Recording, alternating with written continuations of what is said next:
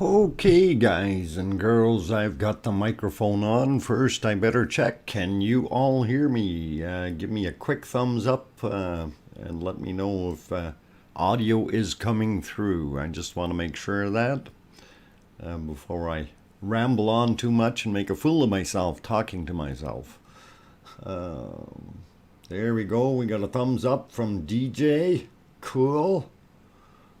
Hopefully we'll get a couple more in there so we know. Okay, Sue's got one, and Snowman, and okay, real good. Then I guess we are on the air officially, and I see the numbers have jumped. We've got up to 20 people already in here, 21 now, which is really cool. Anyway, I'll run through the good to see you guys real quick. Lucas is here. Welcome back, Lucas. Isabel, good to see you in here, as well as we got Lava Bomb is back. Aloha, Lava Bomb. Also, aloha, Don Arnold. And Sue Hayes. Of course, Arizona Snowman. DJ Puff the Third. How come it's the third? Like you don't, oh, never mind. Okay, we got that all covered. Okay, I'll leave that alone. Anyway, who else snuck in here? Andrea King, welcome back, and glad you're early for a change, which is really cool. So I'm trying to keep it within reasonable hours for everyone. Let's see. And Nigel is also here. Welcome back, Nigel. Glad to have you as well. And let's see. I hope I didn't miss anyone. And so far, it's been a fairly quiet day. Chicky Gumbert, welcome. Glad to have you on board as well. So, yeah, right now it's erupting. And I was doing some timing earlier, and we've been noticing that the eruptions are about 8 minutes in between the intervals, and the actual eruption is about 3 minutes. So a cycle of about 11 minutes from peak to peak of eruptions. So pretty cool. Rebecca Patterson, welcome back as well. Let's see, what else is being said here? I got my thing. Oh, Thomas is back. Hey, Thomas, good to have you here. All right, of course, I forgot. I forgot to get dinner before the stream started. I did have a little bit of a snack before I started the stream as well, so it's all pretty cool. Anyway, yeah, Lava Bomb, you're asking where I'm from or where I am. That's two different things. Where are you? I am located in Edmonton, Alberta, Canada, about 4,000 miles away from Iceland and this wonderful volcano we're streaming. The streams are provided by the feeds are ruv.is and mbl.is, the public feeds. And that's what we are watching. And it is day 65 of the eruption in Iceland. And very cool to see what's been going on. Yesterday we did have the lava fall coming down the hill, and we did get a little bit more flow going down there, and I've been trying to keep up with it as they switch through the camera every once in a while, and I thought that was pretty cool. Did you see the lava in the Congo? Huge river of lava right through town, thousands running for their lives. Smoking Joking, I didn't see that one, but I did see some of the stuff in the distance. And yes, that brings up a point there. That volcano last erupted in 1977. From what the reports are, is that the government officials downturned or were somewhat negligent and pulled funding from monitoring the activity because it hadn't gone off. And this is kind of the end result where they've got some issues. So anyway, let's see. Welcome, Smoking Joking. Okay, like and share the stream. Joeo, welcome back. Thomas says a week or two from now from across Theater Hill will be blocked. Okay. Yeah, that could very well happen. Actually, I will point that out on the maps shortly. I did want to, we'll run through a couple things here. Okay, these are the current eruptions around the world that are happening today, I guess. And the one in Africa, of course, that we're concerned with is that Nyiragongo. Nyiragongo. If I said that name correctly. And let's see if my crayons will work here. Yeah, the one in the orange circle right in the middle there. So that's where they're having all the issues with their lava problems. So pretty cool. Well, it's not cool for them. I mean, obviously it's an issue for them big time. So we wish them well, and hope not so many people get into harm's way. The 1977 eruption that they had, there was reports of 250 plus people that perished during that event. So let's hope nothing too major happens here. Anyway, let's get us back onto our volcanic views, and we will talk about a few other good things here as soon as I welcome some more people into the channel. I see we have David Taylor is here. Welcome back, David. D2M 2020. Good afternoon, DrFox2000. Thank you, and good afternoon to you too, and welcome back. Glad to have you here. Chiki Gombert, the Congo volcano was scary. Yep. Anyway, you kind of have the idea where it is now. So hopefully things for those good people will be all right, and they'll, most of them stay out of harm's way. Actually, I prefer all of them to stay out of harm's way, but there was some stuff there. Me, the berm will hold. Oops. Smoking joking. Actually, I was just getting into some of that, and we'll talk about that berm over there in a minute. As soon as I get myself ready for some stuff the way I wanted to go through it. So yesterday we did have the event where things started pushing over, and got the lava flowing into Nathagi Valley. And YouTube just let me know I'm live. Hey, that's very nice of them. Good afternoon, Mary Putney. Welcome. Let's see. So anyway, this picture here, of course, was the shot looking up the valley and seeing all the smoke, and as the breach started occurring. So that's all cool.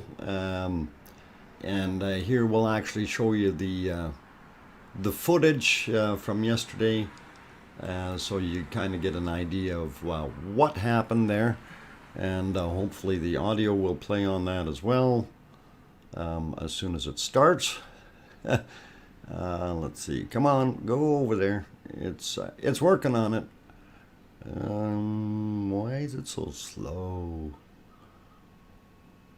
Did I hit the button? I know I did. Okay, it's starting to go. There we go. So that gives you an idea anyway of what the lava flow looked like. And that was it coming down the hill. And I will show you a map of where it's gone and how far it got. Fix it. Yeah, you got it.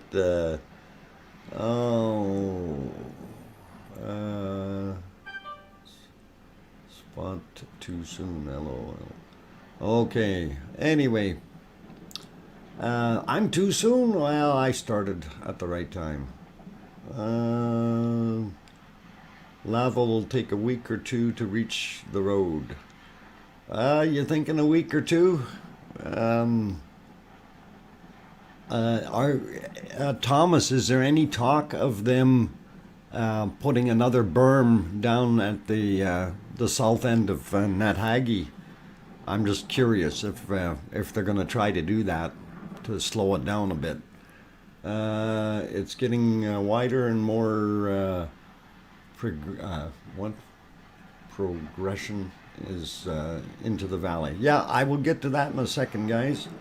I just wanted to show this so we kind of have an understanding of what it's doing, and it is actually pretty awesome to see. So there we go, and I will bring up the next map, and that will show you kind of an overview of where the lava is and what's happened and progressed.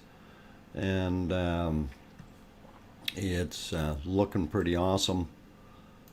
And let's see if we get the near focus map. Whoop, no. And this is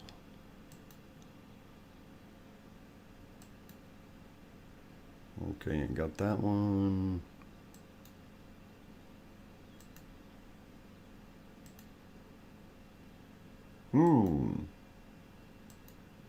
Okay. There we go. All right, so I got my 3 maps going here, so we'll get a little bit tighter in here with this next shot, so you guys can see it a little bit better. Let's see. Yeah, so a little bit closer, and there you can see the location a little easier of where the second dam is in blue. The first one over on the east or right side has been overrun, and you can see the path and the way it was fanning out. Now these are as of yesterday evening, so that's what these maps were made, and we will get into the progression shortly here. Because it has gone further, so we'll show that in a few seconds as well. Let's see if as soon as I can find it. I know I have it. Okay, so and then we want to focus a little bit. So this area, this is down in Nathagi Valley. Okay, and you see where it has progressed to. And that is the area where I think it's already moved beyond that. And I'll see if I can get my crayons to work here for a second. Should be. And whoa, that's not locked. Let me relock that.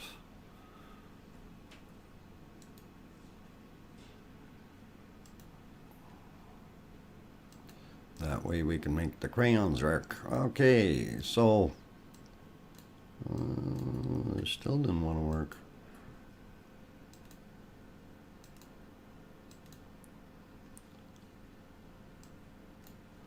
Oh, I had to do this before on this one. It doesn't. Anyway, looking at the diagram there, so you can see how it's fanned out.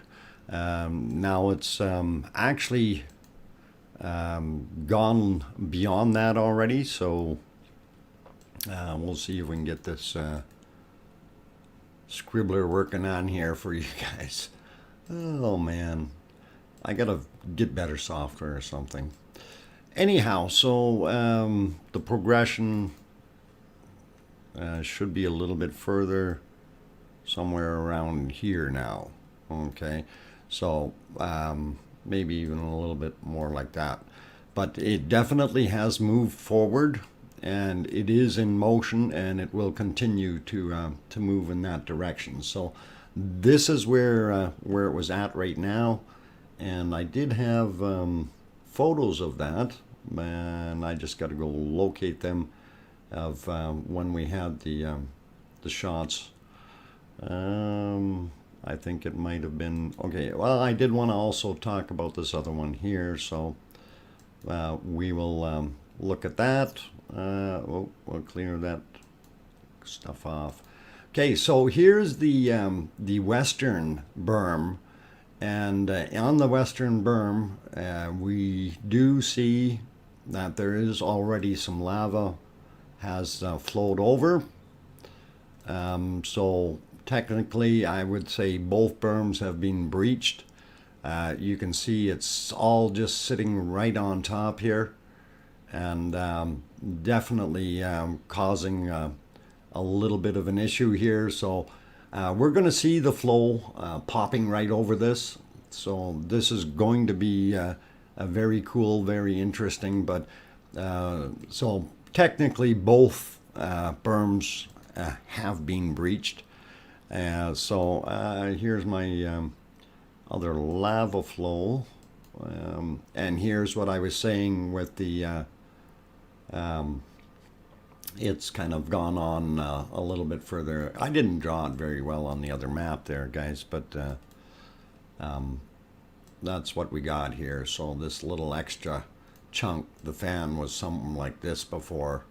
So we have a little extra lava coming there, and it is headed down. And this was at, let's see, 8:59, so a little earlier. And of course you can see all the way to the ocean, and this will be the exit here. And where it heads from there, we don't know. So something like that. Okay, big country. It's gone from 13-ish cubic meters to about 10 cubic meters. Last numbers I saw. Thanks for that, Thomas. So it has slowed down a little bit, back down to about 10 cubic meters per second.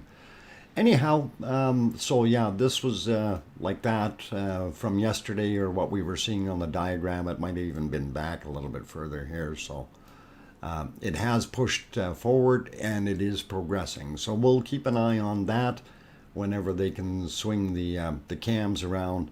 I thought I did have another newer photo, but I will look at that one during my next break here, or maybe they'll swing cameras around. So very cool. And let me get back into looking in the chat here. I see we have 106 people in the stream right now. Very good, and welcome to everyone. I'm your host, DrFox2000. I'm located in Edmonton, Alberta, Canada, 4,000 miles away from the volcano. And we are watching it from here and streaming, and it is day 65 of the Icelandic volcano eruption. And interesting stuff going on, and I see a few more people have popped in. Flash Gordon, welcome back. Jama Electronics, welcome. Glad to have you back. Miss Pac-Man, how are you doing today? Hope you're good. I like how the flow is following the hiking path. Yeah, Thomas, that's the best way to go. The lava's going for a hike. Excellent stuff. Brown Warrior is also here. Sandra Melgers is here. Welcome to everyone who has snuck in. Welcome to those who I haven't seen. Rachel Carr, welcome back as well. Let's see, did I miss anyone else? Going through the list here real quick. Don't see too many, but there was some things thrown at me. It was regarding the smoking. Let's see. Okay, cool. All right, so yeah, getting back into it. We're looking at the eruption, so pretty cool, and it's neat stuff. So day 65, and it's still going and cooking. Very cool. And I don't know when it's going to push over that southwest side there of the No Name Valley. That berm, like I said, it's partially breached, or well, it has a flow mark coming down it, so we know it's definitely going to get some lava flow. It's just, oh, there they go. They switched the camera again, and you can see the dark area down on the bottom, which is pretty cool. And hopefully they'll leave it there for a second. And they're going back to the berm. All right, they're gonna check it out for us. That's cool. So yeah, we don't see anything new coming over the berm right now. But it's all on the edge. It's already, you can see it literally lifting up. So it's going to happen. Oh, laundry. I'm going to do mine tomorrow. I got a holiday tomorrow, so I get to do mine tomorrow, Miss Pac-Man. All kinds of fun. Ken Price, welcome. Glad to have you on board. Okay, let's see. Robert Lauchabauer. I don't know if I said that right. Lauchabauer. I hope I said that right, Robert. Even some of my German names are hard to pronounce. The left berm had some flows sneak around it on the hillside. The left one, okay, I didn't realize it had a little bit of flow from what we seen earlier. Some came over top of. We're talking the one on the west side, right? And just to that's the west side, and this is the east side here. So.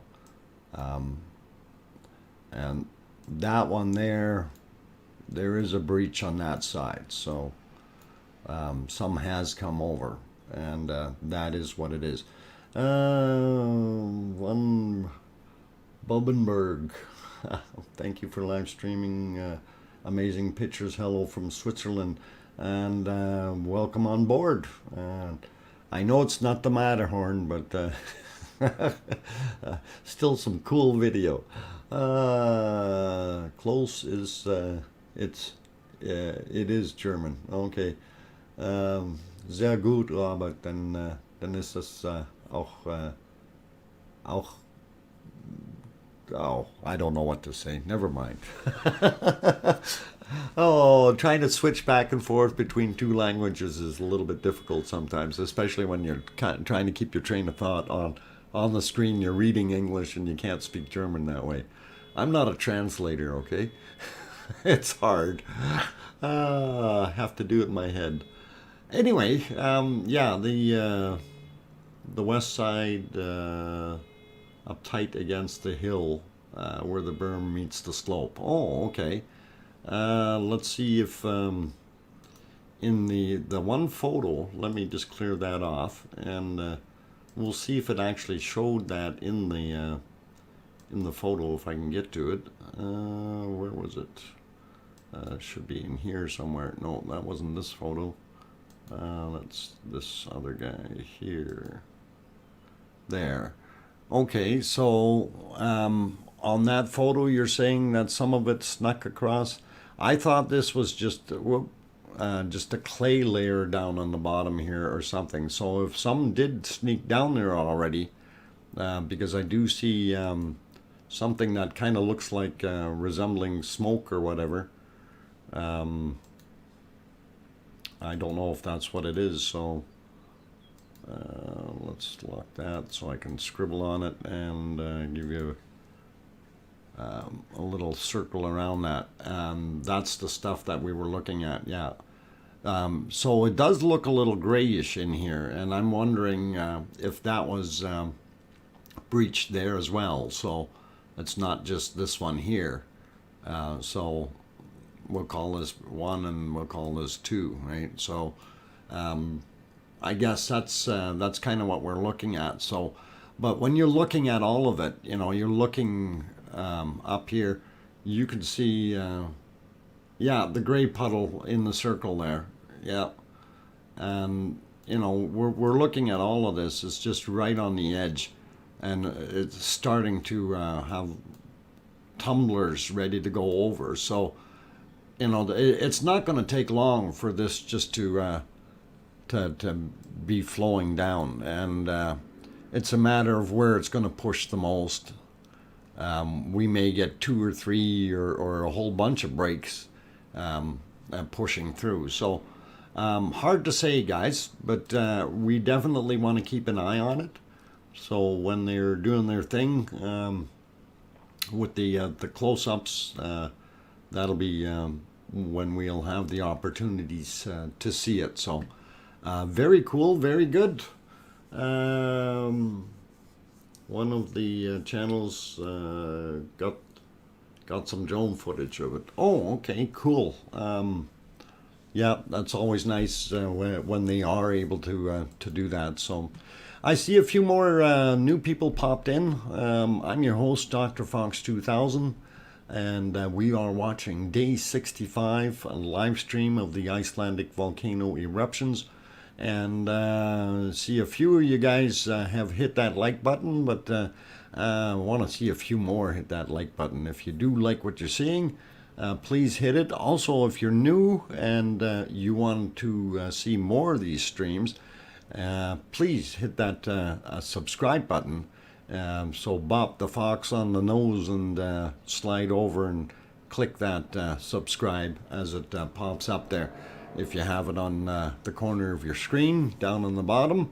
Anyway, we are watching this beautiful thing getting ready to push some more lava down on the hopefully on the southwest side of the No Name Valley. So it'll be cool to see. Solar Wizzo, welcome back. Smoking Joking is here, of course. Karen Roberts, I don't know if I mentioned you earlier, but welcome back. Big Country 619 is also here. Welcome. Eugene Trollop, I guess is how you pronounce it. Welcome. Anita Assad. Okay, welcome. Glad to have you on board. Did I miss anyone here? I think I got most of the other good-looking people. So if I did miss somebody, especially if you're good-looking, welcome. Okay, even if you're not good-looking, you're still welcome. But we won't hold that against you. I see the volcano is still spewing out some steam. Oh, some lava is coming, and we're having another little bit of an eruption, which is cool. It certainly is not coming up as high as it used to, which of course, as mentioned in yesterday's stream, something has changed in the plumbing, guys, and down below. So hard to say what the actual issue is or how it's restructured itself. But we do see a lot of steam still rising from the area that's right there. And right now, with not too much wind, you can see that coming straight up. And we will also point to camera 1 here so you can see where this stuff is here. So, okay. And on 3 you can't really see it because I got it cropped over a little bit more. But anyway, that steam is very suspicious, and we are thinking that we may have another vent there. Okay, we don't know yet, so it's a question mark, and that's something we're going to have to keep watching, and we'll see what happens there. Brown Warrior, the channel called Green Island Vid uploaded some footage earlier today. It's of the beginning of the video, at the beginning of the video. Okay, we'll have to have a look at that. Green Iceland Vid. Okay, I'm gonna write that down. Okay, let's see what else we got here. One Bubbenberg. Let's see. If the wall breaks and the lava flows down the valley from both sides, how long will it take to reach the narrow point after the lake? That is a good question, and it depends on how big of a breach it is and what actually comes down. We could actually, Thomas was saying 1 to 2 weeks. It may be even faster than that if we have a very, very heavy flow coming from both sides. So, but right now, because the volcano has dropped in output a little bit from that higher rate of 10 to 15, or sorry, somewhere around 15 meters per second, or cubic meters per second, back down to around 10-ish. That is going to slow it down a little bit. So we don't know, if it is going to be a week or two. Also, we don't know yet. A week or two is the fastest. Longest would be 3 to 5 weeks. Yeah. Now, I did ask Thomas if there was any plans to do anything, and I don't know if I missed that. Were they planning to try to block off the bottom of the valley there, or was there any say about it? Tony Miller on Maui, welcome. Let's see, I need bird eye view of this possible new vent compared to the main volcano. Yeah, we do really kind of sort of need that bird's eye view. But I was looking back in some older footage today, trying to see if we could kind of surmise why that is happening there. And there really is no reason for it to be right in that point. So something is definitely amiss, and you missed it. No, the valley has has its own natural wall. Okay, before it hits the road. No plans at the moment. Okay, yes, I did miss it. If you did mention it, Thomas. Chat was going by, and of course, you're pulling all the strings and moving the mirrors and getting the smoke in the right place and opening the valves for the eruptions. It gets pretty busy here, Oh, just kidding. It does get a little hectic, but thank you. And I appreciate your patience and everyone's patience, because it is basically a one-man show from the backside here, trying to get our diagrams and everything else up on the screen while I'm talking. And I've been known to zone out and watch the red squirrel chase the gray squirrel on the tree. So it happens. Anyway, I've been streaming for about 35 minutes here, and Dr. Fox is actually Oz. Oh, very funny. Anyway, guys, been streaming for about 35 minutes, actually, well, 30 minutes. Anyway, but I am going to take a little bit of a break and make sure I save my beautiful vocal cords for some continued good, what do you call it, banter, if you will. Anyway, before I take off, though, I see we're at 78 likes, 158 people in the stream. If you guys are enjoying what you're seeing, by all means, do hit that like button. It really, really does help with the analytics through YouTube and does help out. Also, if you have a community tab in your browsers and you want to share it out on the community tab, that would be great as well. Also, if you're new and you haven't subscribed yet and you want to see more of this, by all means, you know what to do. Hit that fox right in the nose there and then click on the subscribe button. Hit the notification if you want to get disturbed when every daily stream comes out. Anyway, I'm going to take that little bit of a break and Loopy Guild, that makes us the Loopy Guild. Oh, very funny, very funny. Thanks for the video. Have a great day. Okay. Anyway, guys, I'm going to be back in about 5 minutes, so don't go away and play nice in the lava box.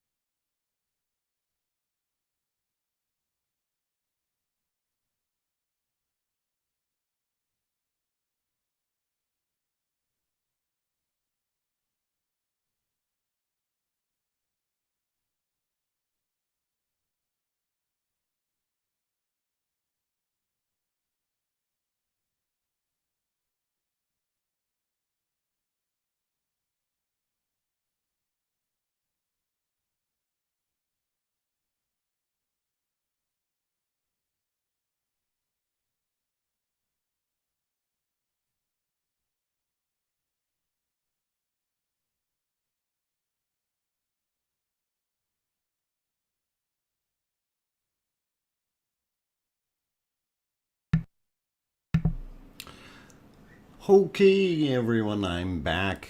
Took a couple minutes here to refresh the voice, and I'm back, and I see Status Quo is here, and he's grown. He must have been into the Red Bull again. Red Bull gives you wings. That's the only thing I can figure. He's doing his thing. So, welcome back, Status Flow. Epic Racing is here. Maria Montoma, the Montoma. Welcome back. Also, Mike Corey is back. Steve Penland, Denise Richardson. EC is here. Welcome, welcome, welcome, everyone. Glad to have all you guys on board. Mark Weiss is here as well. Let's see. Hank is here. Nice to have you back. Let's see if I missed anyone else. I got Eugene. Let's go further up the ladder here. And I think I got most of you. Anyway, if I did miss you, my apologies. You're still welcome because you're probably better looking than me. And not a worry. We are watching the day 65 of the Icelandic volcano eruptions, and I am your host, DrFox2000. I'm located in Edmonton, Alberta, Canada, 4,000 miles away from the volcano, and it is in Iceland, on the southwestern portions of Iceland, which is lots of fun. Oh, I see there's someone from Kananaskis country, and notice I said that correctly, Kananaskis country. For those who couldn't read that big long word, that's an area down south here in Alberta, and it really is a beautiful area. And Kananaskis country, where are you actually located? Some of the best areas that I like is just outside of Longview. Actually, up on the hill where the towers are on Longview. That was a good spot that I liked. But driving down that Highway 22 is just incredible. If any of you guys ever want to come into Western Alberta, that is the road to take. It's very, very nice. Welcome back, CH, as well as welcome back to Henrietta. Good to have you here, and hopefully we entertain you. And right now we see that the volcano is erupting again, and we're seeing how the flow is coming out of it now from a much higher point. And in this particular shot we can kind of see that it used to come out. Whoa, now it's really it's doing a little shooting it off to the northeast side there, which is pretty cool. But before it was coming out, whoa, I thought that was locked down. My God, I forgot to.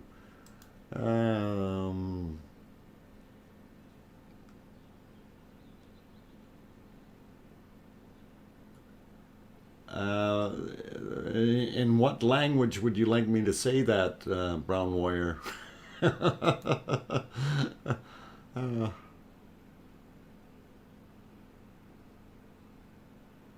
If we say it in German, it's auch nach Leuch Road.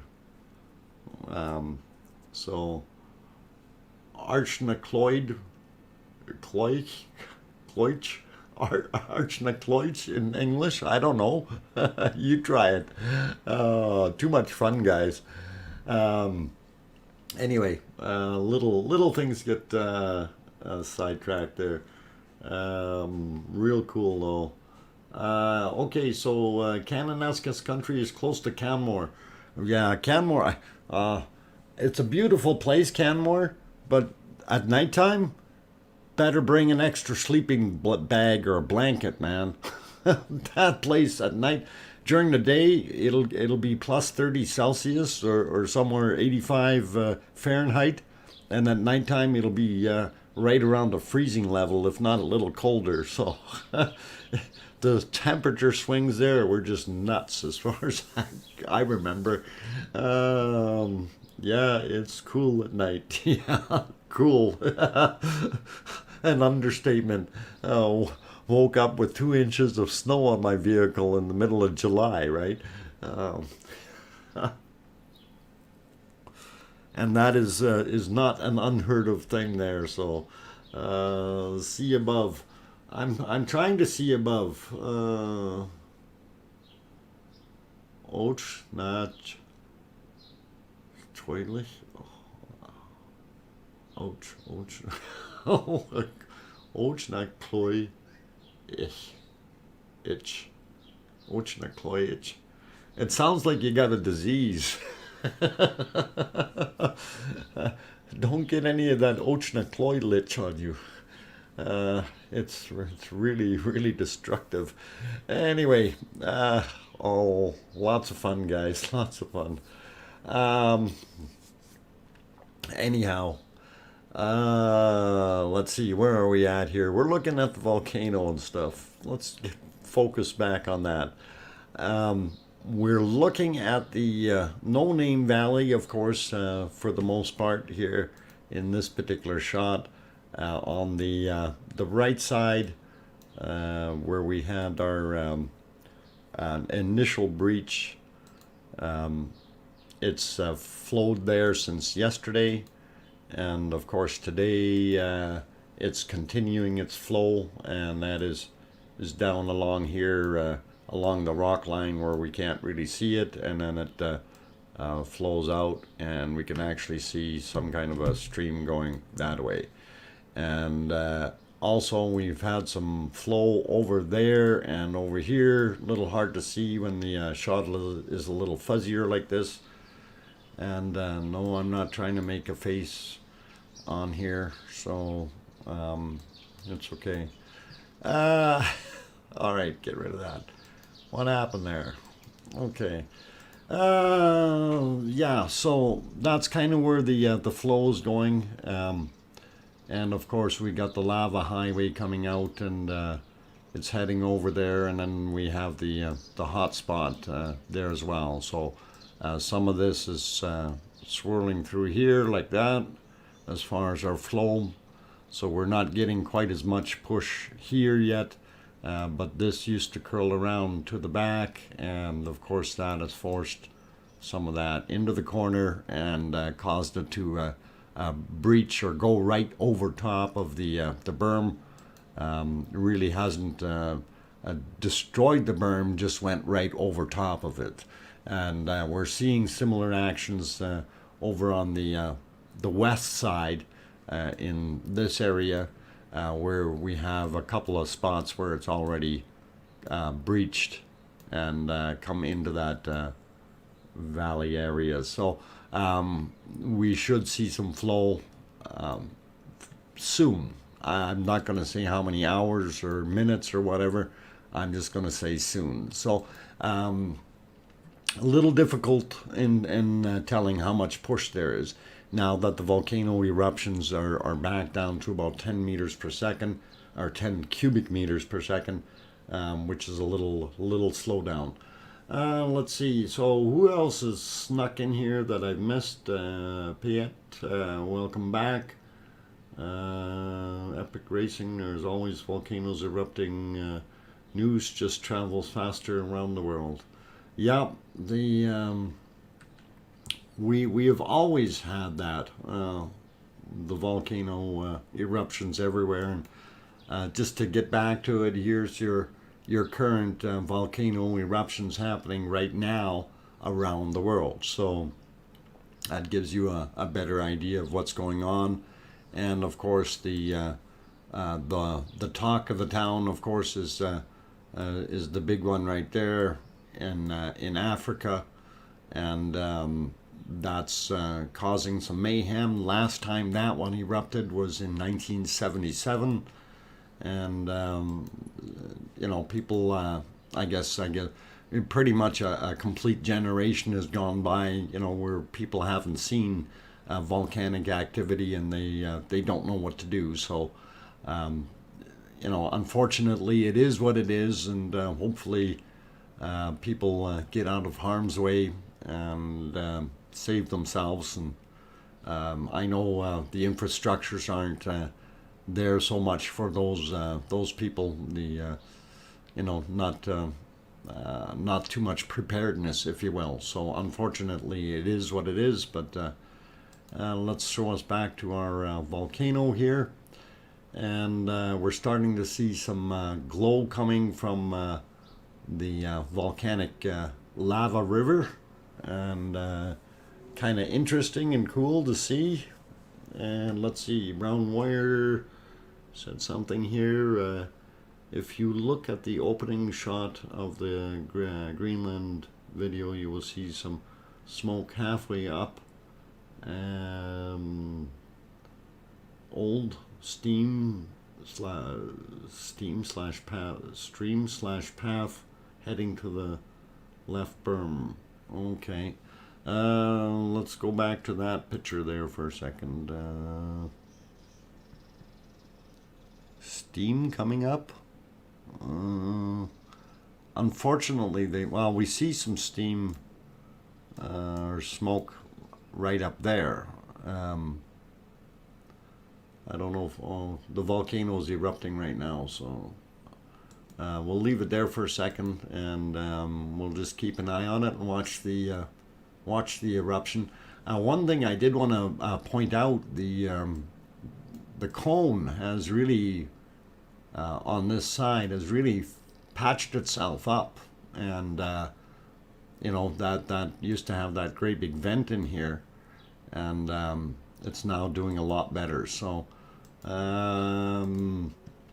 it's slowly rebuilding, and like I said before, our exit port used to be down here somewhere, flowing out, so this is also built up quite a bit in here, and we can see the actual depth is quite amazing. So let's clear that out, and I'll keep going here.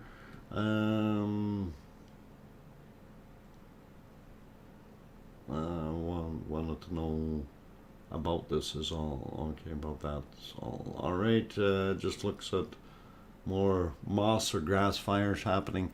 Yeah, that's the thing over there. You're going to get quite a few of those moss fires going on, and we will see smoke coming from a lot of those areas.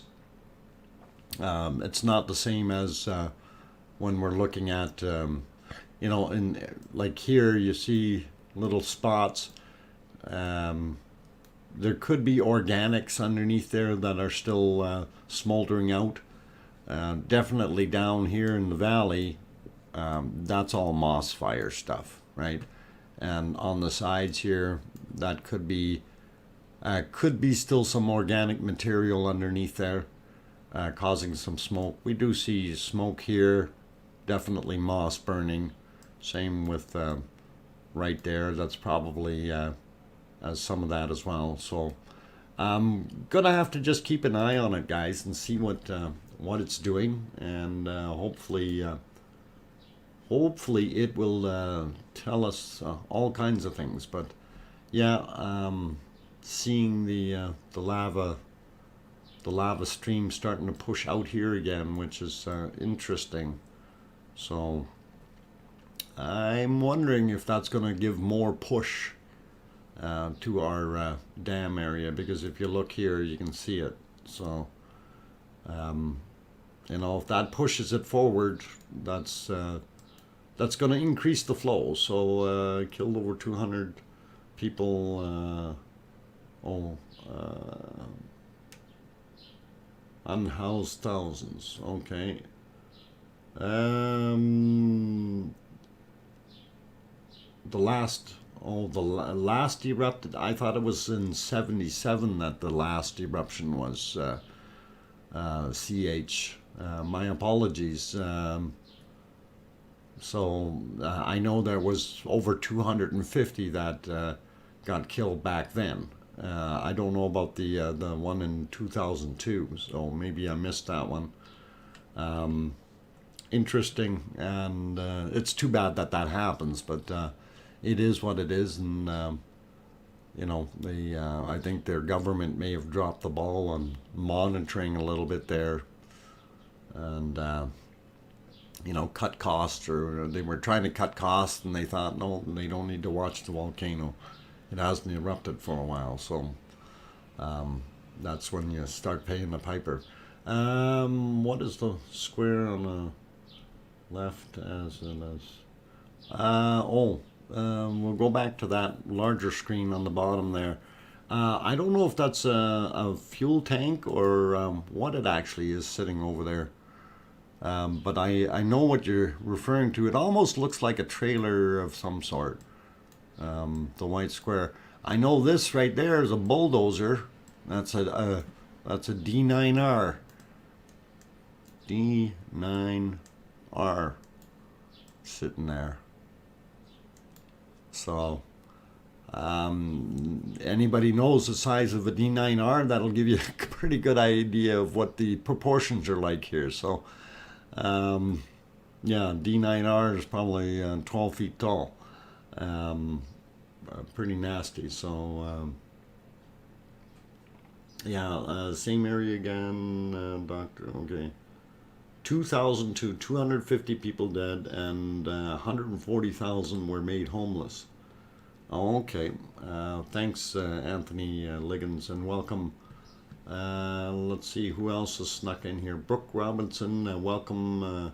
Also, Judy Jones, welcome back.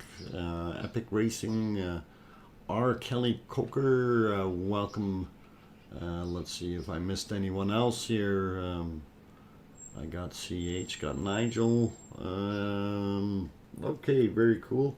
There's very little money, and they don't have many or any equipment for alert warnings. Okay.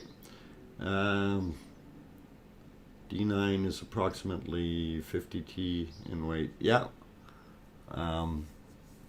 Yeah, I don't know. I've never picked one up, Brown Wire. I couldn't tell you, but I'm sure it's it weighs a little bit. I've put radios into them, and GPS locators and things like that. And believe it or not, we put a GPS locator in a D9 cat. Of course, you know, that's in case somebody goes and steals the thing. But you know, who's going to steal a piece of equipment that is, like Brown Wire said, 50 tons, right? You need to be pretty blazing to be doing that. And anyway, hey, what's this down here? Oh, it's moving. It's not lava. It's a humanoid. We've got a human going down. Oh no. He's going down. He's falling down the hill. I hope he's not going too fast. He's going to go tumbling head over heels. Anyway, the what I was saying about the put a GPS tracker in there, and it was actually at a bridge site out in Peace River, and I get a call the next morning and say, hey, track the thing for us. It's gone.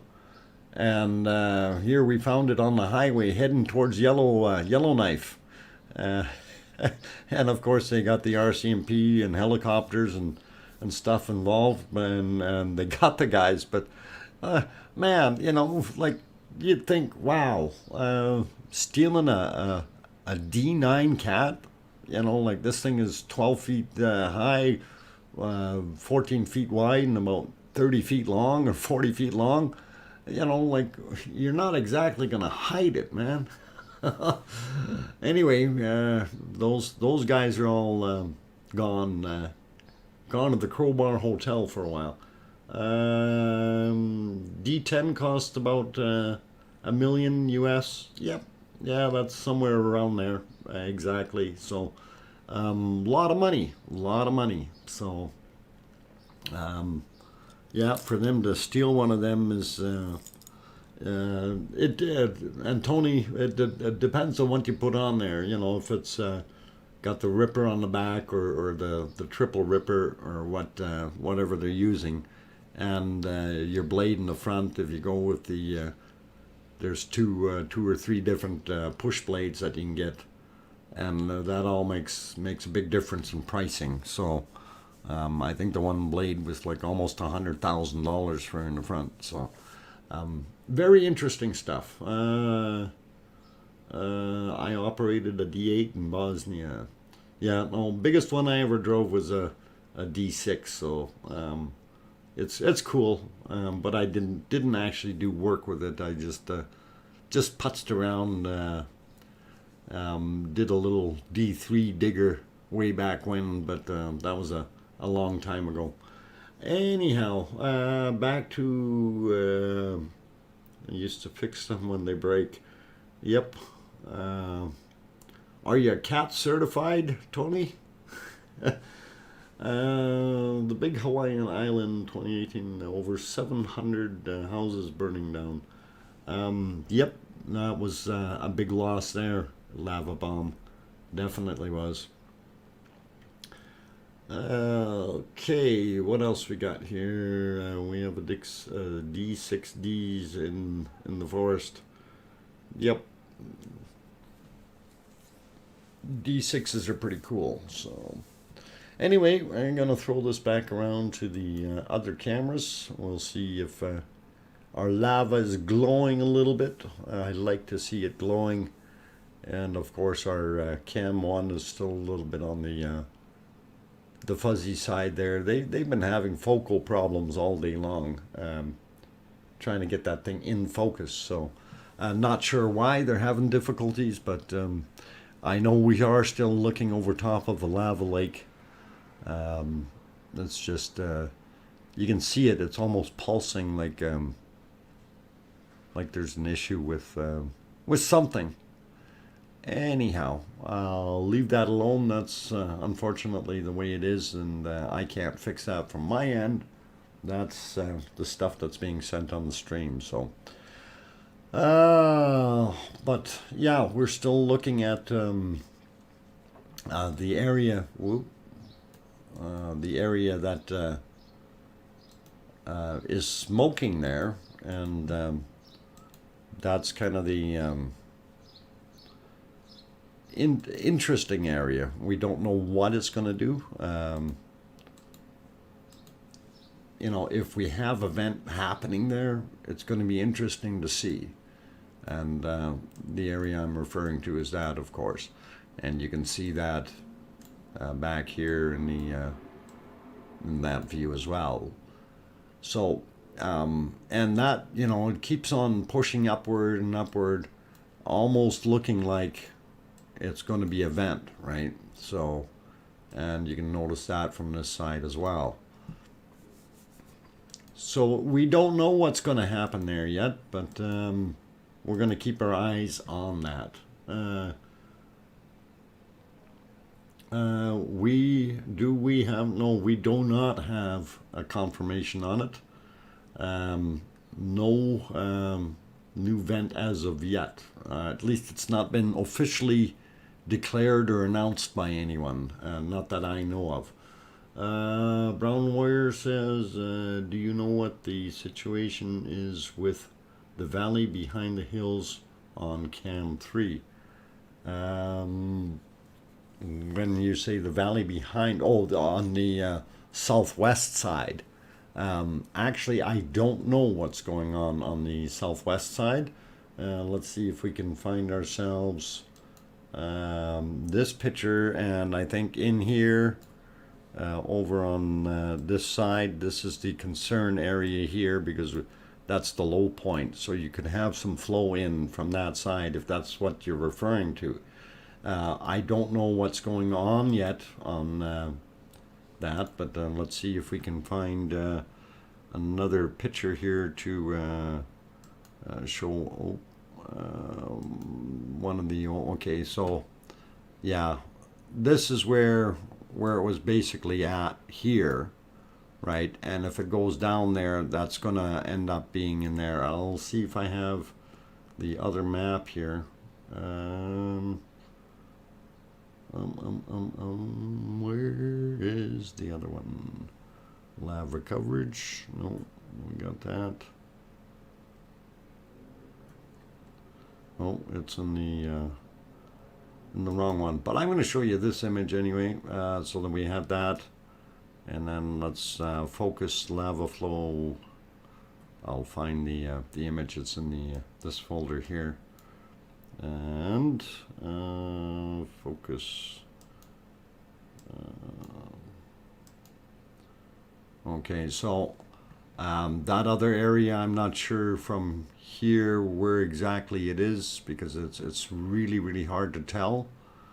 But it's probably going to be where this hill is here.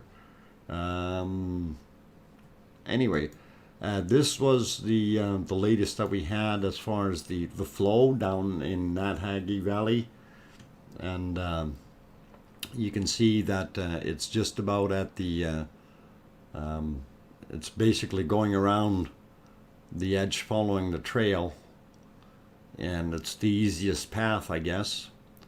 And that brownish area here, that was the lake that is dried up. It's a seasonal lake, so we can deal with that. All right, I'm going to see if we can get the other map on the screen though. And near focus. Oop, turn that on. Slow and reacting. There we go. So, yeah. So this is the one that I was trying to bring up. So that area is right there, and we know we have it sitting out there or pretty close to it. So if it does go here, it's going to come down, and it will enter there into the valley. If that is going to push on that side. There was an awful lot of material going into that other side this week. Yes, there was, and I don't know if there is a push in there yet. I haven't seen any video from that side, and we know this area here is a little bit further right now. So, but that would potentially be the path that it comes down. So if it comes out, then we may get a collision here somewhere and a build-up. And it's kind of interesting to see. And of course, we have our little breaches here as well. So, and that's still sitting there. It hasn't gone down. So once that starts flowing down this, it'll join up here. And then the push will be on down in the bottom here to get it going a little bit further. So that kind of gives you what the what for is. Hang on. Oh, I switched out of there because the volcano is erupting. And I thought I'd get back real quick. I'll clear that gobbledygook off afterwards there. So yeah, I thought we wanted to see the lava. And there we see some lava flowing out. That's pretty awesome. So this is what we want to see. So as I mentioned earlier, I was timing the eruption events. So we had about 8 minutes between eruptions, and the actual eruption event was about a 3-minute time period. So roughly a full cycle of 11 minutes. And it's very interesting to see that. I see we've got about 307 people in the stream right now. I will say welcome to all those new people. And I see there's a lot of them flying in the chat here now. We got Sophie, Jeffrey is back, Joseph Astier, welcome. We got Dale is back in here, Johnny Golden, I think I got Sandra already. All kinds of good people. Siggy is here. Just wanted to say welcome to each and every one of you. If I didn't mention your name and you didn't chat in there, I do say welcome. Philomena is here as well. Welcome. And please, if you want to help out, do hit that like button if you're liking the stream. And if you want to see more of this stuff, by all means, do hit that little fox on the nose there and slide over and hit the subscribe button. So bop the fox and you'll be able to do that. The more likes I get, the better it looks in the analytics for YouTube. And of course, that helps the stream out. Also, if you do have a community tab and you can share out the stream, that would really, really be awesome. So please, if you can, do that. Anyway, we are at day 65 and of the Icelandic volcano eruptions. I am your host, DrFox2000. Again, I'm located in Edmonton, Alberta, Canada, about 4,000 miles away from the volcano, but I do love streaming it, and we are streaming the ruv.is and the mbl.is streams, and those are the public streams from them, and we're doing a good job. So keep your eyes on your fries, and we're going to see what else is happening. So right now it's finished erupting, and I want to pop back over here onto this screen here, because this is where we're starting to see some of the interesting action. Although our weather is changing a little bit, and it almost looks like snow or rain coming down. Not sure which it is, but looks interesting, and we see that we are getting a very large hotspot showing up here with a lot of glow to it. So we know that's fairly fresh lava, so I don't know if that's what's coming out and flowing into here, or if our friend to the side here is helping a little. So we don't know that yet, and it is suspect. So when we're looking at the other view here, you can definitely see how much it's risen over time, and possibly, you know, it could become, whoa, what's going on here? Get back where you belong. There we go.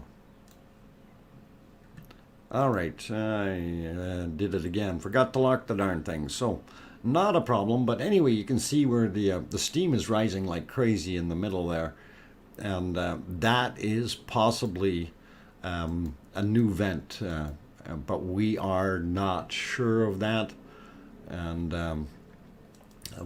you know, we'll see. It's just a matter of time to make that consideration. So in case you didn't see it, it's this stuff right here on this beautiful mound that's built up here. So that's what we're looking at. So hopefully we'll see something happening here, man. This is too cool. All right, so on that friendly note, I've been running an hour and 16 minutes. Time for me to take another quick break.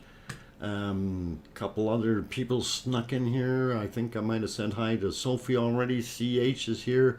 Gary's Variety Channel, welcome. Diane, I got you earlier. Let's see, who else did I miss? R. Kelly Croker, I got you earlier. Polly, Brody, welcome. Glad to have you on board. Let's see, who else? Payet was here, I mentioned you. Sue Turner, Sherwood Drive. Oh, okay, Sherwood Park here. Okay, that's not very far away. It's just down to the east of me. So thanks for showing up, Susan Turner. Glad to have you on board. Kent Eno, good to have you here. Level 70, welcome back. Have I missed anyone else? Anyway, if I did miss you, I'm not trying to be offensive. A lot of you guys sneak in there and grab a seat in the back kind of thing, and I don't sometimes see you. So Cha-Cha is here. Okay. Welcome, Kirsty. I didn't say your name earlier. And Daryl. Daryl is back. Good to have you here, Daryl. Glad you came for day 65. Really good to have you. Everybody say hi to Daryl, okay? Oh, Okay, let's see. I was hoping the lava river wall collapsed, and now we are witnessing the main flow heading for the berm. Um, well, yeah, I don't know if that's the main flow. I'm still concerned, Brown Warrior. I'm still concerned with, as I mentioned before, as that lava comes out, and a lot of it was still flowing down into Maridalia, and those big chunks. If you get a big chunk breaking off somewhere, and all of a sudden it blocks your stream off, you're going to get washing back into this way, and that is just going to expedite the process of pushing everything down that way. So look at that. Everybody's saying hi to Daryl. Daryl, have you ever been so welcome before in a stream? Love it, guys. Love it. It's all happy, and I'm sure Daryl is feeling overwhelmed. I could see the tears coming from his eyes. He's so loved. uh, anyway, guys and girls, I'm your host, DrFox2000, and I am going to take a short break. I need to get my voice back into a liquid state here so we can continue to give you the preambles of what's going on. So please don't go away. Stick around. More fun to come. We're running till 4 o'clock my time. That means we got 2 hours and 50 minutes left to go in the stream. Lots of time for some more fun and interesting stuff to observe. So I'll be back in about 5 minutes. Don't go away.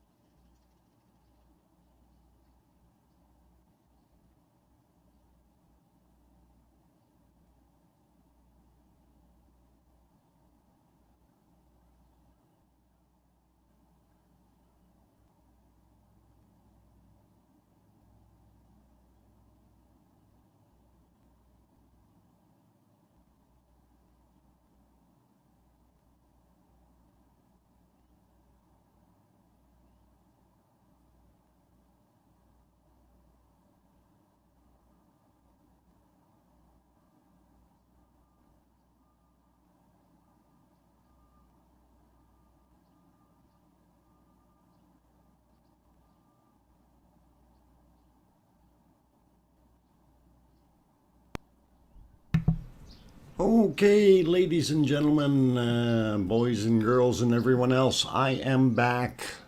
I'm your host, DrFox2000. I am located in Edmonton, Alberta, Canada, about 4,000 miles away from the Icelandic volcano that we are watching.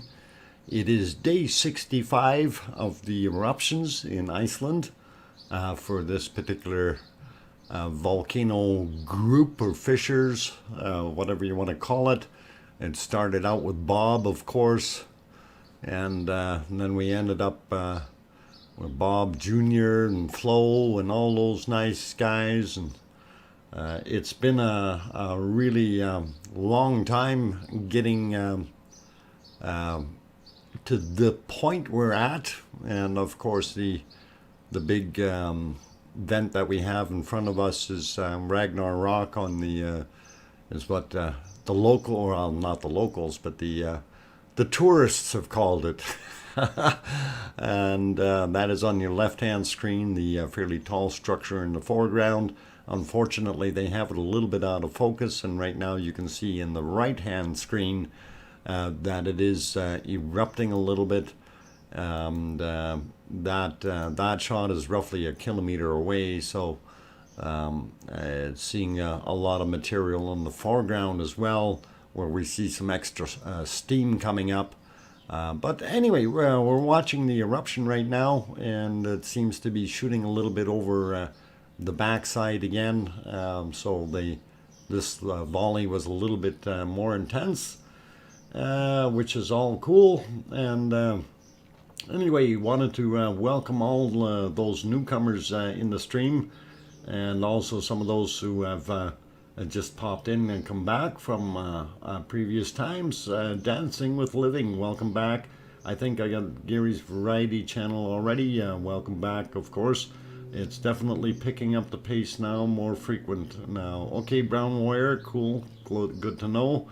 Let's see, who else? Kenneth Gray came in. Welcome back. Frank McLeod, glad to have you back as well. Jello Squat, 600 or 6,500 kilometers. Yeah, roughly something like that.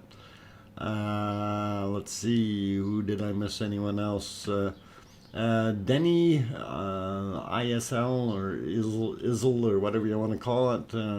Yeah, just we don't mind you saying things, just keep it to a civil tongue, because this is a family rated channel, and we don't go for the bad stuff, so it's all good that way. So you are welcome to come in, chat, and do all those things. Anyway, going through some of the other people who have popped in. Virgo, welcome. Interesting one spot, smoke there indeed. Yes, and you can see that smoke coming off of that area, and of course the area we're talking about is that on the two separate views. You can see that, and that really is starting to make me wonder if we're going to get a new a fissure opening up there. Anyway, going through the list here, Simon Erridge is back. Welcome back, Simon. Glad to have you on board. XBC Stoner X Stoner. Did it stop erupting? No, it hasn't stopped. It just is taking its time. It's like a geyser. And it was about 8 minutes between eruptions, and roughly about 3 minutes worth of eruption, and then that is its cycle. So roughly around 11 minutes. I don't know if the cycle has dropped in time and we're getting more frequent ones, but that is something has changed in the plumbing underneath. We're not sure what it's actually doing, or if maybe there's something to do with the arrows pointed at the screen showing a possible new fissure, at least a hot spot of some sort, with a lot of off-gassing. So it's going to be interesting to see what happens in the future. Doug is here. So who is Dr. Fox, and where are his creds? Creds.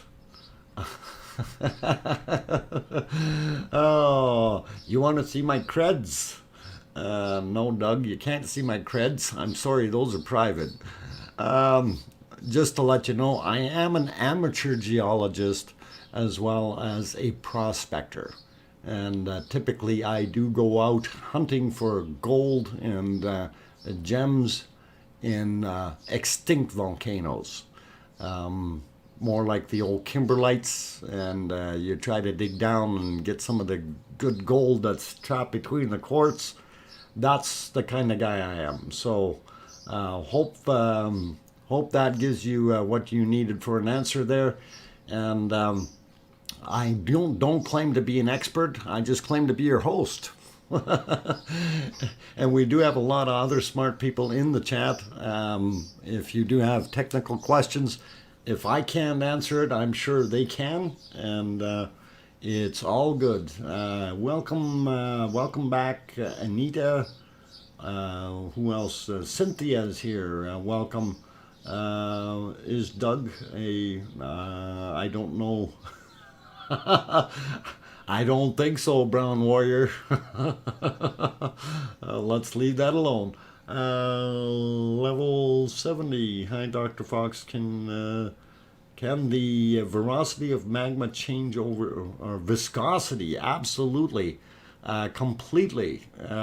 Temperature based, content based, and of course, temperature is going to make the biggest change in how fluidic it is, and allow the flow. Of course, we can't change what's in it, and we know what we do have is somewhere between 80 to 82% silica, somewhere around 12 to 15% iron in the ejecta, as well as the other elements that are in there. We noticed a lot of graying or light kind of chalky color almost to the lava as it's cooling off, caused by potassium as well as titanium being in there, giving it a lighter color as it dries. So it's kind of unique, and this is what was tested out. So that's where we get that information from. Let's see. Did Mona Lisa pop in here too? Okay. Glad to have you on board as well, Mona Lisa. Judy Jones. Good question, Daryl. Did Daryl ask a question? I missed Daryl's question. Daryl, what do you think about the Congo eruption? I think it's crazy, Daryl. I don't know too much about it. I was just going to clear this off. We can go to the volcano map, and of course you can see where it is there. I don't like my orange. I'm going to go with yellow. Okay, and we'll clear that off, and we'll put a yellow arrow there, and that'll be a little easier to see. So that's where it's happening, and in Africa, in what we call the cradle of civilization. So that area is known for having volcanic activity for literally millions and millions of years. So it's not new to have a volcano happening there, but right now with the present situation and the people there, that is the big thing. You got an area of about 2.2 million people right close to the volcano that are in somewhat of a perils of having to get out of there, and I don't know exactly what's happening with all of it, since the infrastructure is not as well in place there as it is in many of the other more up-to-date or first world style countries. So it is interesting. Okay, the basaltic lava has 48 to 52%. Yeah, so this particular stuff is way up in that sense. Bo, is the gold found attached to the hanging walls or footwall? What? You're not gonna. Where are you finding gold? You're not gonna find gold here in this hot stuff. If you want gold, you have to go in the go into the. That's a great rift. Yeah. No, it's, at that great rift. I don't know if that's at the great rift. I don't know. Sorry, Daryl. No, I'm trying to figure out why Bo was talking about gold here. Attached to the hanging wall or foot wall. No, you're not going to have any gold. Sorry, I must have missed something. My apologies. There is gold in Australia. Yes, Virgo. Yeah, some of those guys going out with their metal detectors are finding some pretty big chunks at that. So I was walking about or talking about gold, 140 pounds of it. Okay, Frank. Cool. Yeah, when you guys say see above, that's something I can't do. Okay, as we have people scroll coming in, and I'm trying to keep up with it, and for me to start scrolling up is absolutely out of the question because I lose track very, very quickly of what is presently going on in the chat. So if I missed your question or missed your comment, please put it in there a second time so I can see it again. But don't ask me to scroll up because I will be completely lost and don't have the facilities to when we have a chat rate of about 10 messages per minute going in there, and for me to try to read them all is just impossible. Jeff Anderson asked if you like watching videos about exploring old mines, check out Abandoned and Forgotten Places. I have seen that before. Thank you, Jeffrey. That is a very good one. Is the elevated area higher up than Ragnar Rock? You're referring to the hill here. As far as the outflow point, no, Ragnar Rock is still a little bit higher, fortunately, or so I think. The Congo lava has the lowest levels of silica in the world and can now flow at speeds of up to 65 miles per hour. Okay, so viscosity is it's like water is what you're saying. So it can boogie through there very quickly. Very good. Welcome, Eddie Willers. I'll try again. Have you looked at the Lost Dutchman's? Have you looked for the Lost Dutchman's mine? I've gone through the stories, and there are a lot of stories about the Lost Dutchman mine, but I've never gone down to actually look for it. And that is down in the U.S. Now I've gone to look for some other places here in Canada, in just outside of Vancouver, where there's another area that they're saying is kind of a secret area, and there's a bunch of gold there, but it's not due to volcanic activity. So my interest was more in digging through some of that stuff. 1 pound, please. Okay. I see. I just got an RLC update. I will have to look into that. Dr. Fox, the lava with 52% contains does not flow. It forms strombolian or Pilian eruptions. Okay, interesting. Indiana Jones. No, no, I'm not Indiana Jones. I don't even like wearing a hat. But I do have a bullwhip, and I know how to use it. Actually, the funny story about the bullwhip was I bought it in Mexico, and when they first tried to sell it to me, of course they wanted like $55 for it, and I ended up jewing them down. I got it for $15. So that took 3 days though with coming back in there. Anyway, yeah. So greetings from Brazil, Mara. Welcome, and glad to have you on board. So we've got most of the world covered right now, I think. People from all over the world, and very happy to have you all on board.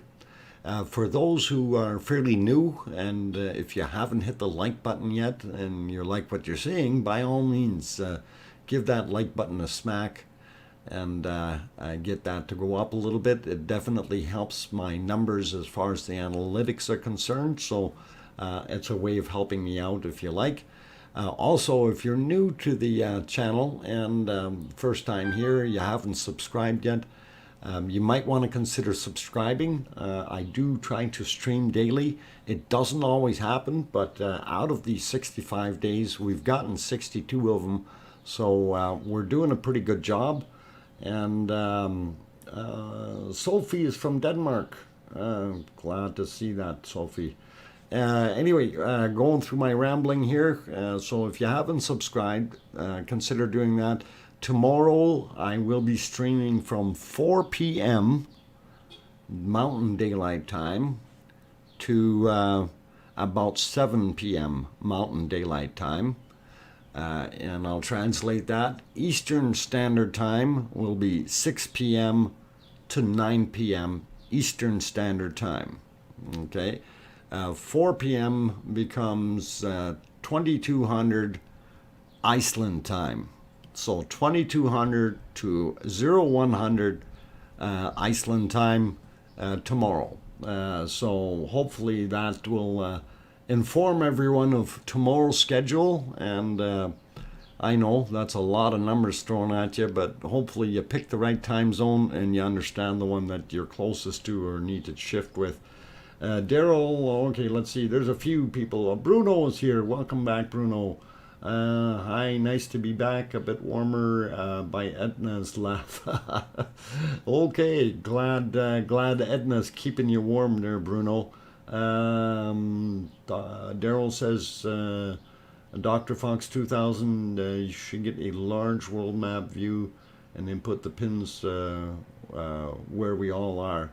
Well, I mean, we do have the important stuff on the world map, and that's all the volcanoes. If I start putting people pins in there, it's going to be really, really tough to manage. So it's interesting though, nice idea, but I think maybe not quite so practical for me right now. Anyway, going back through some of our screens here, I wanted to look at this. And if you did want to ask me a question, if you just ask it in the room, I don't necessarily see it unless you actually put DrFox2000. All one word, just the way the name is. That way it turns it red in the screen, the chat screen, and I am able to pick it out of there a little bit easier. Just to let you know, I am using the studio screen to watch this due to the fact that I need to keep eyes on other things. So I don't have a nice bright view screen the way that you have on most of your standard screens there if you're using a laptop or a computer, that kind of thing. Let's see.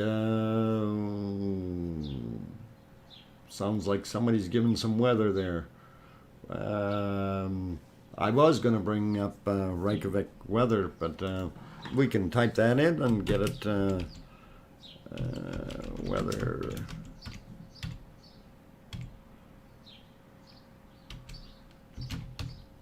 We'll try that. We'll do it this way. So hopefully we can tell what the weather is there. And yeah, so yeah, that's what it's like there right now.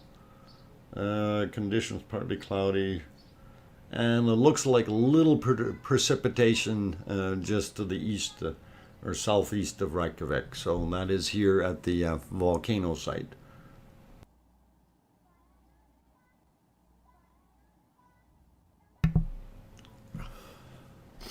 It's raining lava, it's raining or snowing. Yeah, we're not sure. It did look like in some of the other views, it did look like it was turning to snow. Um, I don't know, can't really tell. And it's periodic in areas. Like this camera here doesn't seem to have any moisture on it, whereas we switch back to the one showing the end of the valley there. It definitely does have some flaking and snow or something coming down, bigger water droplets, but it's all good. And I see we still have a body wandering around out there. You must be a lost soul. Oh, is there another one there? These poor people. I don't know what they're doing out there. Hope they don't get trapped on that side, because they'll need a helicopter, or they're gonna have real hot boots when they're trying to cross back over if this thing starts going. So, and it won't take long. So I don't think this guy can make it if it breaks now. Okay, enough of the foolishness. And anyway, so just so you guys know, 5% precipitation looks like. Okay, so just to give you a recap of what happened here yesterday. So the lava did breach or come right over top, and it flows down in that direction. So, and it went down into the valley, and it did breach the barriers here on the right hand side. We do have a little bit of a breach here, and then it looks like some came around here, but it's still sitting here, and everything is sitting on the edge of the berm here. So it's a matter of time to see when that will blow or go, when we get enough of a push to push the material over. So that should be good. They should close the berm off if it's dangerous, if people are getting, yeah, they're gonna be, I think they already did close that area off. If I'm, yeah, we can, Omar, yeah, there's always someone in the basket, but let's not worry about them, and let's not worry about talking about them, right? So just we hope that people are safe, and that nobody's going to get hurt in any kind of a process or way here from getting trapped. Okay, DJ, that's not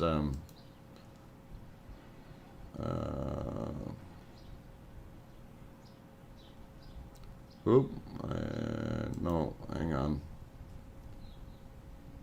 I want to remove that. I don't want to ban DJ, I just want to remove it. Unhide, there. Okay, sorry DJ, I undid you there. I was trying to remove the message, so let's not get too crude, okay? Let's please bear in mind this is a family channel. There are children actually watching this, so your language in the chat, please keep it refined to a degree. We don't need to be too vulgar, if you know what I'm saying. And I'm not trying to be offensive by deleting some of those messages. It's just we need to keep that clean in here. So DJ, if please that you make sure in the future, just watch the language a little bit, and we will be, doing our thing. So anyway, okay. Yes, exactly, DJ. That's right. You're absolutely right, and we don't want to wish anything bad for anyone, but yeah, they don't want to be over there if that's the case. So better to be safe than sorry. I see there's a body there now. I don't know if this is a person or not. It doesn't look like it's moved. But this guy is definitely moving here on the west side. So I think there might be a dude down here too. Not sure. Hard to tell off these views here. But those people lost their car. Oh man, you lost your car keys down there. You're in trouble. It's probably buried under a couple meters of lava by now. And hopefully they're all good. So there's a rabbit. What? Where's the rabbit? Okay. Dr. Fox, look at the bottom of the screen next to the flow. Bottom of the stream next to the flow. Down here we have, well, the flow. Could be safety officers. Yeah, well, I was mentioning that there's one guy down here. This area here is smoke, okay, as well as there's a little bit of smoke coming here. So the arrows are pointing to smoke. The circle is around what might be somebody standing there.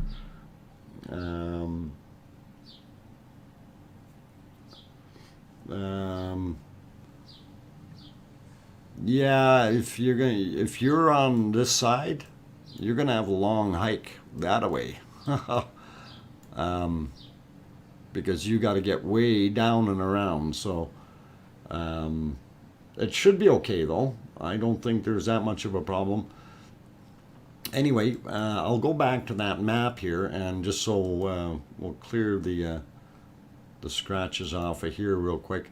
So as I mentioned before, when we're looking at the top, the blue splotch up here is still the berm that's there. The other berm was along here, and it's been breached, and of course a fair amount of flow.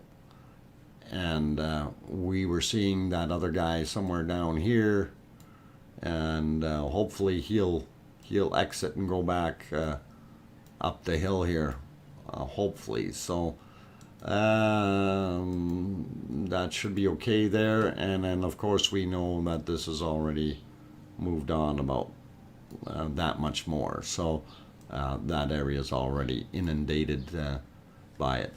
Now, we were also talking about what will happen from the west side. So if the west side does start overflowing, that's on west of Theater Hill, it will likely take this path down this way and send lava in this direction. Yes, the berm has been breached, but not very much. There's just a small crack there, or a little bit that flowed there, and some that's sitting in here. There is no flow here yet, Maria, just so you know that.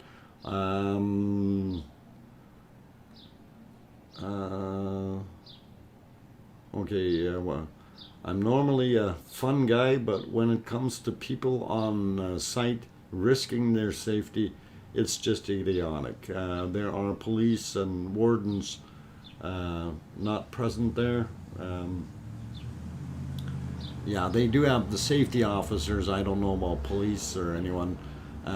Most people should be using common sense to begin with, right? And that is, I think the berm will be overwhelmed tonight. Yes, Brown Warrior, that could very well be it. That's what we're thinking. Dancing for living is the lava river pulling on the lava lake above. I don't know if you want to call it pulling on it, but it is perhaps relieving some of the pressure from it. So that could be interesting. Okay, level 70 says, Daryl, 500 homes destroyed near Goma, Congo so far. Okay. Kim Raudenbush, just call me Slim Shady. Okay, Slim Shady, glad you're back. Good to have you here, Kim. Good to see you. Anyway, that's kind of the flow of that material down on the bottom right now. And then we looked at that. This was from earlier, so I imagine this is a little bit further than what we had before. I haven't seen an update or the camera swing around there, so I haven't been able to capture anything.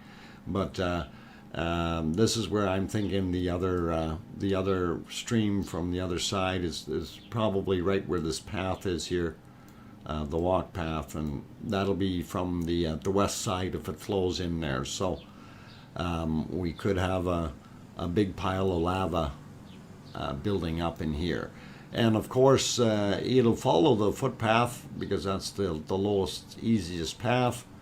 And it's going to end up down in this direction somewhere.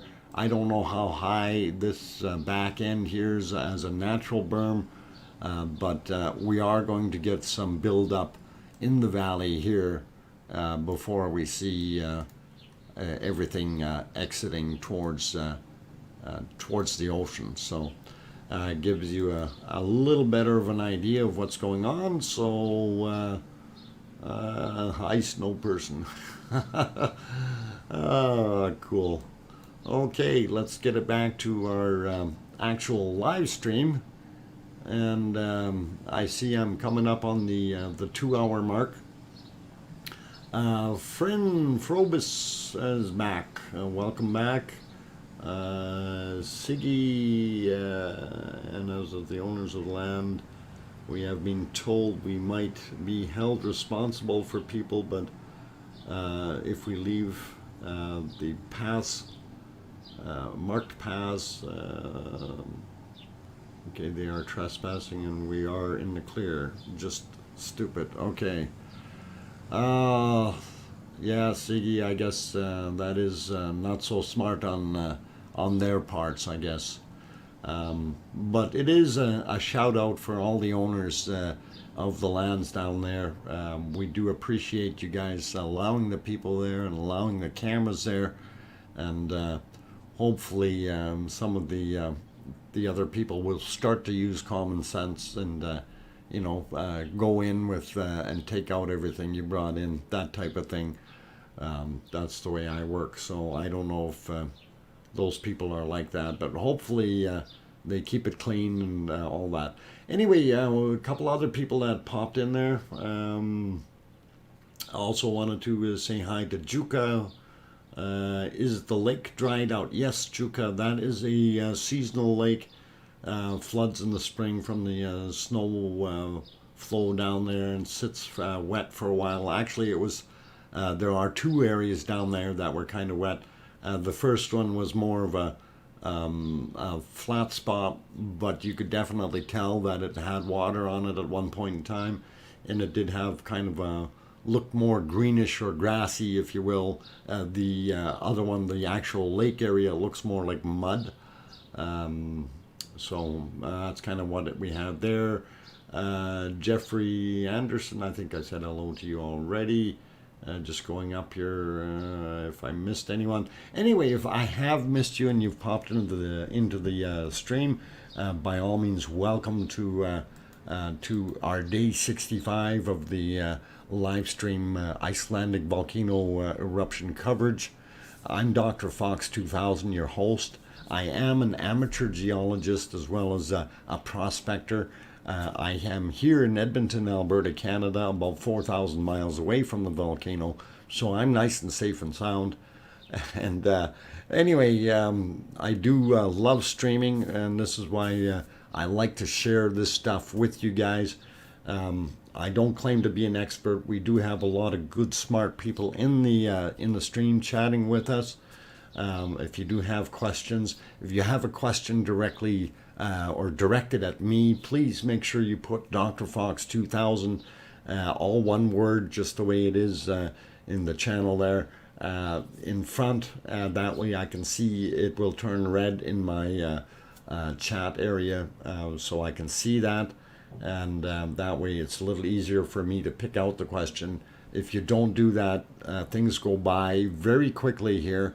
And you got to remember, I'm actually doing a whole bunch of other things other than just watching and reading the stream. Okay, so it kind of works that way. Anyway, if you haven't hit that like button yet, I see we got 268 people in there, 195 likes. Let's see if we can get those likes over to 200 mark. That would be great. It certainly does help out the stream and the analytics in the video.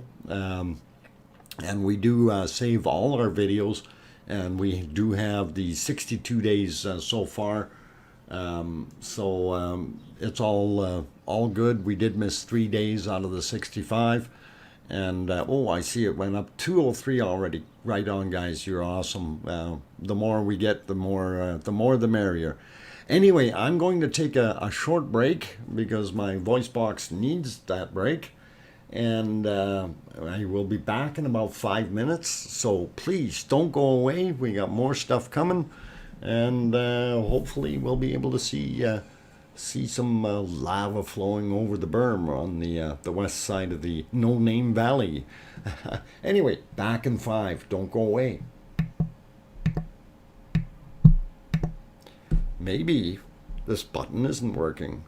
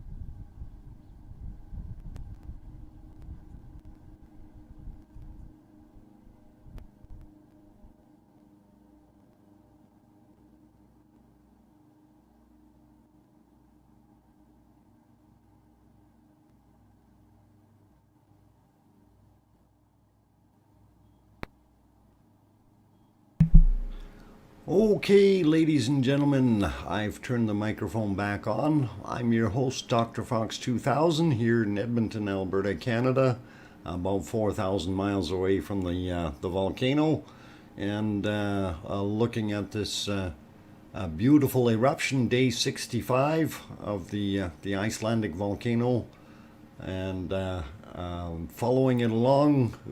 We've got from day 1 to day 65, less 3 days we missed. If you do want to go back in any of that material, I do have the streams all in a playlist that you can go back and look at if you did wish to go back and see some of the information from when things were little and different and multiple vents and all that nice stuff. So anyway, looking at our present situation, we got a few things that were thrown at me just as I took off here for, let's see, before my break. Bruno had something here. Isn't it a good idea to let the lava flow to the sea and warm up the temperatures of the water so what it could be a bathe next time? I think you don't want to worry about that. If you want to go have a nice bath, go over to the Blue Lagoon. I'd strongly recommend that instead. And it would be a lot safer, I think. So hopefully that's all good. It rained when I visited. Okay, Robert, that's too bad that it rained. Let's see, anything else coming in here? Oh boy, that Icelandic stuff I can't read. 6,000 years, something. Okay, cool. Henkel is here. I seen you sneak in. Guten Abend, Henkel. Wie geht's? So Henkel is here. Did I miss anyone else who snuck in the door? I got most of you, but in case I did miss you, I just wanted to say welcome to the stream. And again, I'm your host, DrFox2000, and we're enjoying watching the volcano live from Iceland. So what we're seeing on the screen right now, of course, before us, the system we refer to as Ragnar Rock, or that's what the people call it. I know the Icelandic folks had a real name for it. And we are also watching a suspect area in the back here, which is building its own little mound. And you can also see that on the right-hand camera here, where it's building up and steaming off. So not sure what's going on, but that steam is coming up and we can have a happy fella there. Maybe we'll get another vent. So we'll see what happens. He's got really short legs, really long arms. He's like E.T. Okay. E.T. call home. Never mind. Okay, you had to see the movie. Never mind. Okay, good. Very cool. And let's see who else is snuck in here. We had Clinton. Welcome, and glad to have you on board. BMC is back. Good to have you back as well. Let's see, we got Kunkel. I don't know if I missed anybody else sneaking in, but in case I missed you, welcome anyway. Have a seat and put your feet up, enjoy, and take a look at the screen, see what's happening. Right now, about 8 minutes between eruptions, and eruption duration is roughly about 3 minutes. To give you guys a little better idea. So it has slowed down a little bit, and our current output flow, from what I've heard, is about 10 cubic centimeters, or cubic meters, not 10 cubic centimeters. My God, that's nothing. 10 cubic meters per second. So we do have a little bit of a slowdown in the flow, and that's kind of what we're at. So very cool, and I like it. Anyway, I don't have a translator open, so all that Icelandic stuff is over my head. Uh, it's all good, guys, and I don't mind. I don't mind the Icelandic language in the stream, and of course, this is from our hosts in Iceland, so it is definitely permitted, and we're all good with it. C John 316, welcome. What about Bobby? Yeah, he's not doing very much, Kunkel. He's just about gone, just about destroyed. He got his back end here got chewed off, and the side here got eviscerated by all this material. So really, there's not that much left of Bob. Yeah, yeah, but I still think Bob is worthy of a T-shirt. Okay, so you know, when we go back and back in the day, when we go back to the original footage, and I think I might still have that here somewhere for you guys. Of course, Bob has been around for a while. Let's see if I can find it. I know I have it somewhere, but we will see. I'll try to bring that up for you. There it is. Okay. So I'll just push that live, and this is video from back in day one. So this is what Dr. Fox, you named Bob. Okay. Why is that not playing? Hang on, something went wrong. That was a map. That was nice, but okay, we'll try that again.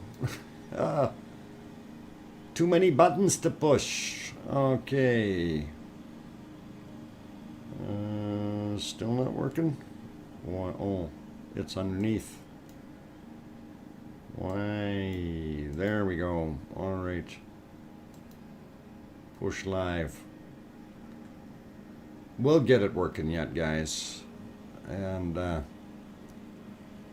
this is Bob on his first day, and there you can see him. And of course, it's been a while since we've seen that. So and of course, you see down here, that's what we call Bob Jr. And this little other event, they joined up together and created Bob Jr. So that was the original stuff, guys. So that was back on day one, and it looked pretty cool, pretty awesome. I just figured I'd share that with you guys. And yeah, it's it's been a while. Just got news release from Associated Press that at least 15 people have been killed in the Congo eruption. That's too bad to hear that, and it's unfortunate that happens, Daryl. How much will the T-shirt be? I don't know, David. I don't know. I understand that they got various places and various prices, and I'm still working on looking at that. Of course, I'm not doing that to make tons of money. It's just I thought I'd throw that out there and see what we can do, as long as it doesn't cost me money out of my pocket. You know, if we make a little bit on them, that's not a big deal. It's just I don't want to be gouging anyone, and nor do I want to be shelling out of my own pocket for them. So if you know what I'm saying. Bob T-shirts, yeah, that's actually it's going to use a shot from that actual video that I just showed you. That will be one. I will clean it up a little bit and see if we can get a decent still out of it. and see if I can sharpen it up just a tad and go from there. So we can do that, and that was one of them that I wanted to do. I also have another one that I wanted to do. I would buy one or two, okay. The other one that I wanted to do 2 Volcano shirts and one bunny shirt, and see if how well that goes. And I don't know what other stuff they have, but as a start, that's kind of what I was thinking of. So anyway, looking at what's on the screen here. So we got a few new people in the stream as well. Ned Med. Hi to all rock nerds. Rock nerds, we're lava lovers. And welcome, Ned Med. Clinton, okay, near your Norse Loggy. Later, okay. God of Fire destroyed everything on Earth that he touched. He married a fire giant goddess, Glothy? Oh, Glotty? That doesn't sound like a very nice name. And had 2 extremely beautiful daughters. I hope they got better names than Glotty.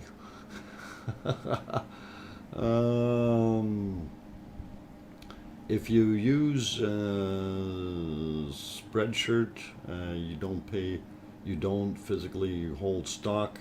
Every order is manufactured and sent out. Oh, okay. Spreadshirt. Okay, I'll have to see, because YouTube apparently has some kind of affiliation with some of these guys, and they're set up to do that. So we'll see how that goes.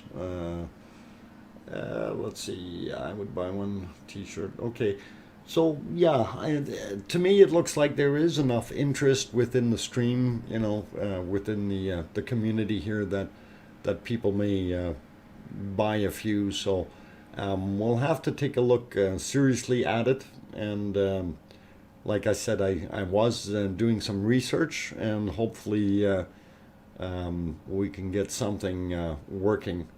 Are you following the news about the eruption in Congo? Yes, Freeman, we are. And somebody had just mentioned that they confirmed a number of dead, and that there were some gruesome things. Yeah, it was actually Daryl that mentioned it.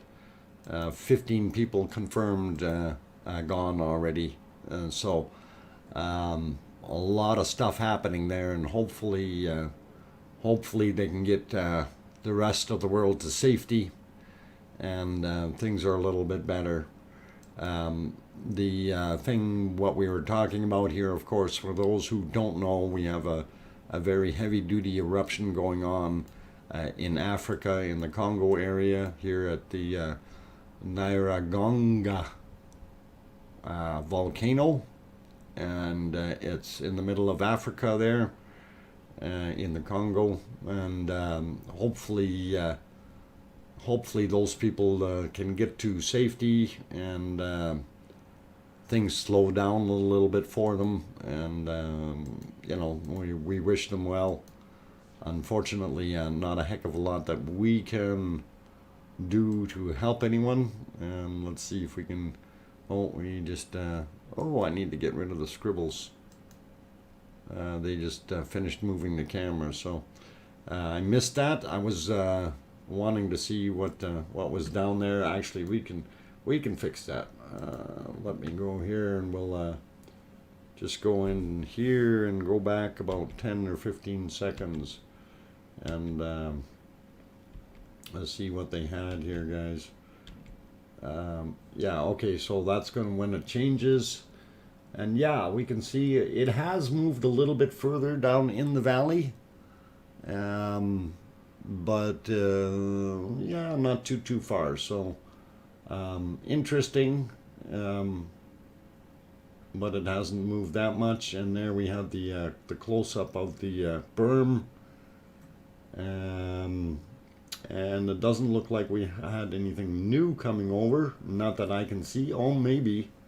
Actually, over on the right-hand side of that berm, there was some movement there as well. If you look, you can see it on the right hand. So it won't be long for that berm to get pushed through or over top of. So very interesting, very cool. And let's get us back live on that camera so we don't miss anything in the future. And very, very interesting stuff. Eric Moss, hi and welcome back. Glad to have you on board. Like knitting patterns. What is it? Purl 1, stitch 2, purl 1. I can't remember how that goes. Or is that crocheting? Knitting, crocheting, all the same to me, really. RLC, sorry, been a long day at the end of the week. We'll be able to receive and show new map updates I sent. I am working on that. And I have that. Oh, yes. Oh, yes. We will definitely get those into the folder right away. And come on, where's my, there it is.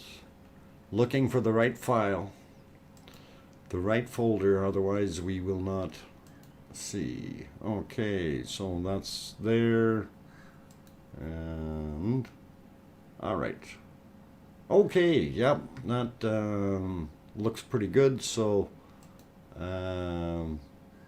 right on. Yes, Rob, and thank you very much for sending those. We'll get them lined up right away here, and we do still have a couple hours to go in the stream, so lots of time to be able to show that. What about the other volcanoes erupting as we speak? What about the other volcanoes erupting as we speak? Where is it? Okay, we just showed that, Eric, just moments ago. So there it is, the one that everybody is talking about, the one in Africa, right there in the Congo. Naragonga is the location there, or the name of it, and that's causing some grief and havoc for those fine people that are there. I guess it's a populace of about 2.2 million, fairly close to the volcano, and they are having to evacuate very quickly. And as they've already talked about here, there was 15 people already confirmed deceased from that volcano. So hopefully they can get more out of the way, because lots of stuff being run over and stuff. Philip, in English, please. Please use a translator. We permit the English language, and if you don't know English, you may also use Icelandic, but we will keep it to those two languages, please. So use a translator if you want to do something. What is the latest on Yellowstone's caldera activity? Just the same as it always has been. Wait and see what happens.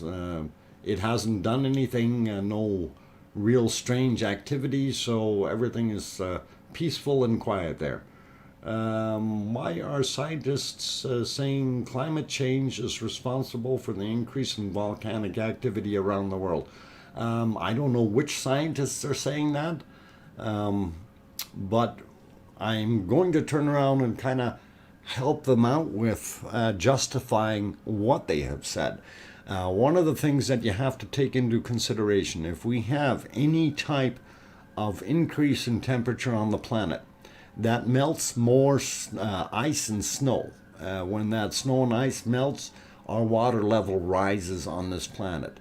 Now, even if you take, say, a 10 centimeter rise across the entire oceans around the world, that is a heck of a weight increase on the oceans, on the ocean floor. And that causes seismic changes. So you have more pressure pushing down in certain areas, and in turn, the tectonic plates are going to move, shake and shimmy and adjust themselves. So that's what it is. Okay, I don't know what you're saying there, Philip, but I asked you politely to translate to English, and you did not. So we're going to remove your message. And please, in the future, if you can use English or Icelandic, we will permit that. Thank you. Let's see. The fire department is going to cool down your computer. I hope so. Actually, the fan hasn't kicked in. Okay, he's not listening, so I got a better thing. There you go, Philip. Have a nice day. And you can do that in somebody else's stream. So, hasta la vista, amigo.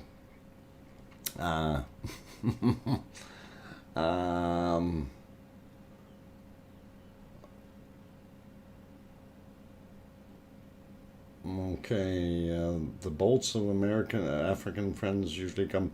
Yeah, but he's asked politely not to do it in a different language, and he refuses to. So we don't need to worry about that. But thank you, Dale. Anyway, carrying on. Only reason I can think of is that CC has an effect on the volcanoes, and that Iceland is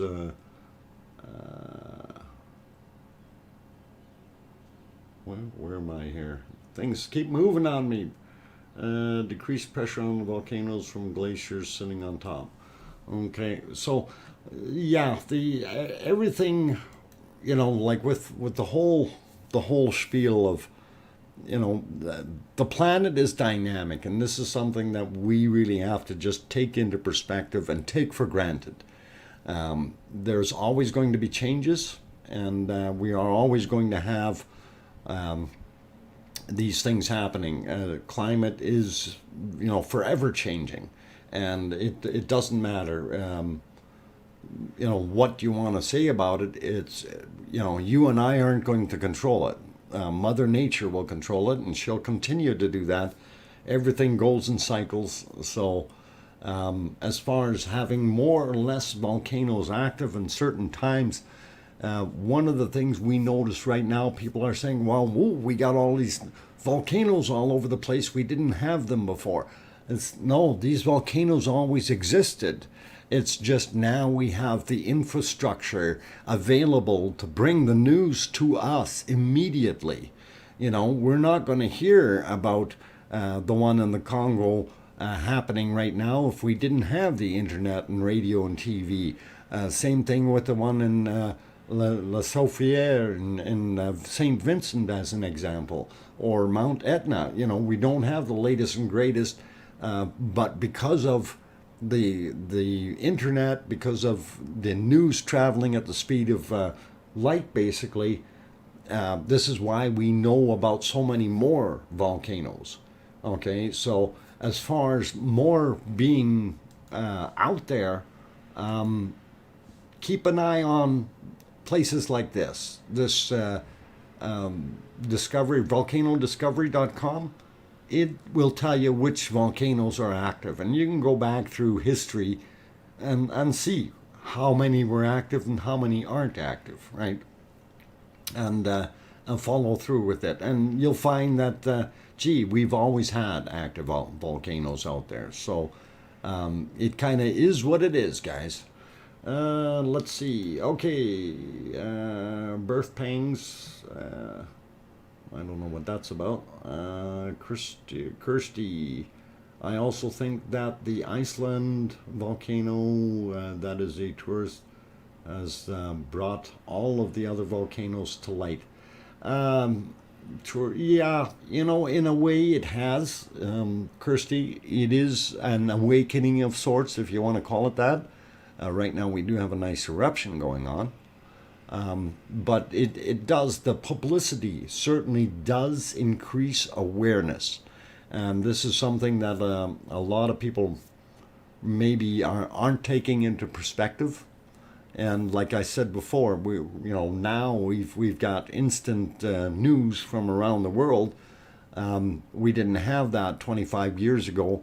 So everybody thinks, oh, we've got this major increase, or 25, 30 years ago, that kind of thing. So what we're seeing now, is basically communicated very, very quickly. Kim Raudenbush, we didn't have them before. Yes, we did. They just weren't active, so nobody cared. Yeah, actually, most of these volcanoes, the ones that were dormant, sitting there doing nothing, yeah, it wasn't a concern, right? So it is a concern now that they blow their tops. Evil Christo, hi there, welcome. Glad to have you on board. Erupt, shun. Okay, there, Kim. Next time, try it without peanut butter in your mouth. All cool, all cool. Let's see. Philomena took off. Missed her leaving. Bye, Philomena, in case you're still there. And who else has popped in that I might have missed? Ralph Daly, welcome back. Let's see. We have anybody else? Dina is here. Welcome, Dina. Glad to have you back. Guten Abend. And let's see who else has joined us that I see. Anyway, if I have missed you, by all means, I do say welcome to you, and hopefully we can have you stick around for a little while. I am going to take a short little break. Bye, we'll reconnect later. Okay, level 70, glad you stopped in, and hopefully we'll see you in a bit. And I am going to take a break, and then I am going to get those other maps loaded up so we can show them. And thank you very much, Rob RLC. Really appreciate the fine work. Those look good, and we'll get them up there as soon as I get back from my break. So don't you guys go away. I will be back, or as Arnold would say, I'll be back.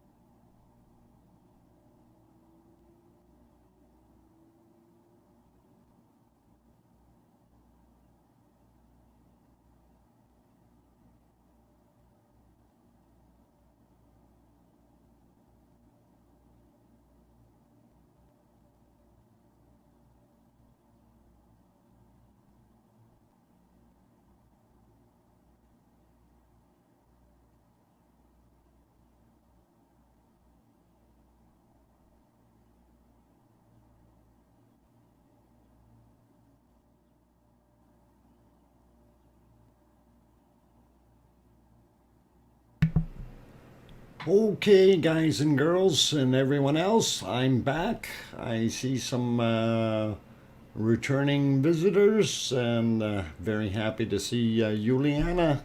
Welcome back. I see Ned Med made a comment that looks like everybody here knows everybody else, like a big happy family. Well, and welcome, Ned Med. You're welcome to be part of it. We're a very good group. We do share knowledge, and it's all fun, and have some super people in here, like Super Dad 0410, Doina, Fred, welcome back. Let's see who else. Ellen Coker is here. Let's see if I missed anyone. Evert Jan Van Harshkamp. Okay, I hope I didn't mess that up, but anyway, welcome to the stream. Glad to have you here, and hope you are enjoying what you're seeing so far on day 65 of our volcanic stream. And we've been trying to do our best to get continuous coverage, all fun or all pun. Well, we can pun and fun around all we want, Kim. It's all good as long as we keep it tasteful and not in an arrogant manner. So, and please careful with your language, and we will. There's certain individuals who want to come in here, like RWGYJJF. I think you can basically say you're gone. So, unless you want to smarten up really quick. So, that is your choice. But anyway, I do welcome all those other good new people that. People like Omar, as an example, who has popped in here. Definitely from Holland, like me. Okay, well, Omar, glad to have you on board from Holland. And Mark Wise is here as well. Thanks for popping in. Glad to have you guys on board. And of course, if you haven't hit that like button yet, you might want to consider doing that. Also, if you're new and you do like the content and format that's being provided here, and you want to see more in the future, you can definitely hit that subscribe button. So bop that little fox in the bottom right hand corner of your screen, and hit that subscribe button beside them there, and you should be fine. White rice and salad, yum. Okay. Now, Rob RLC was kind and sent us some new images or new maps. So I am going to shoot them off, and hopefully I've got them loaded in the right order here. So we will get this going, and let's see if we can get it over there. And I'll put that back on a single screen. That map should show up shortly for you. There we go. So that shows our extended area where the lava has flowed down south into the valley on the bottom, and that's all good. So we're doing pretty good with that. Where did my crayons go in here? Whiteboard, there you are. Copy, remove, and paste. So anyway, as we were saying, the new area or flow down here, you can see the end of it. It's gone quite far, and of course the path is indicated there where it breached and came around, and it's flowing.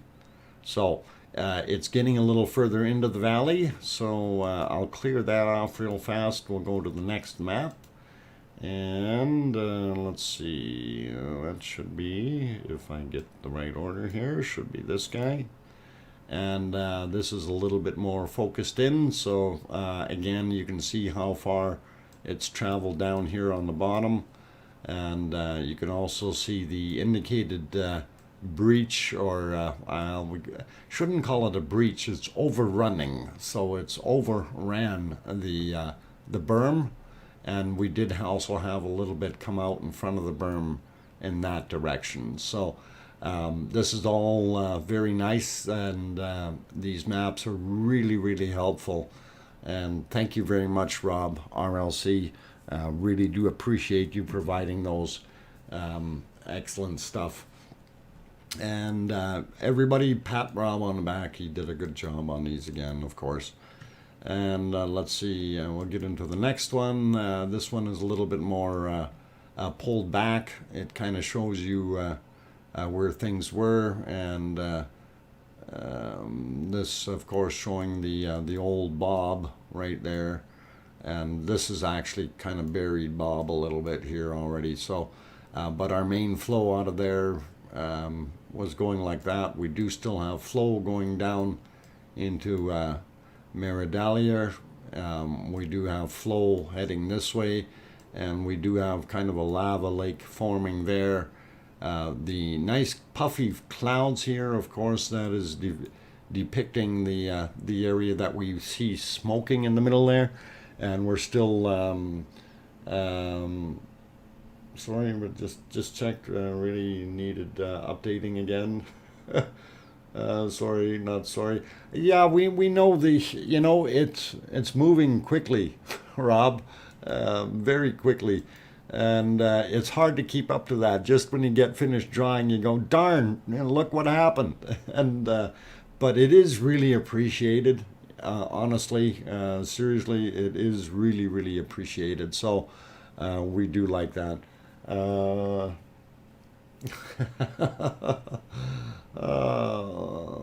Okay. Let's see. All right, I want to go to the next one here. Let's see.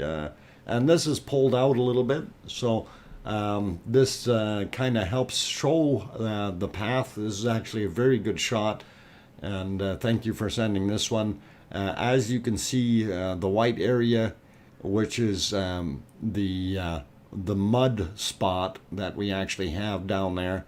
It looks pretty much like dried up clay or something right now, but as depicted here on the map, it gives you the idea where it is. And it has overrun. There was that little area there as well.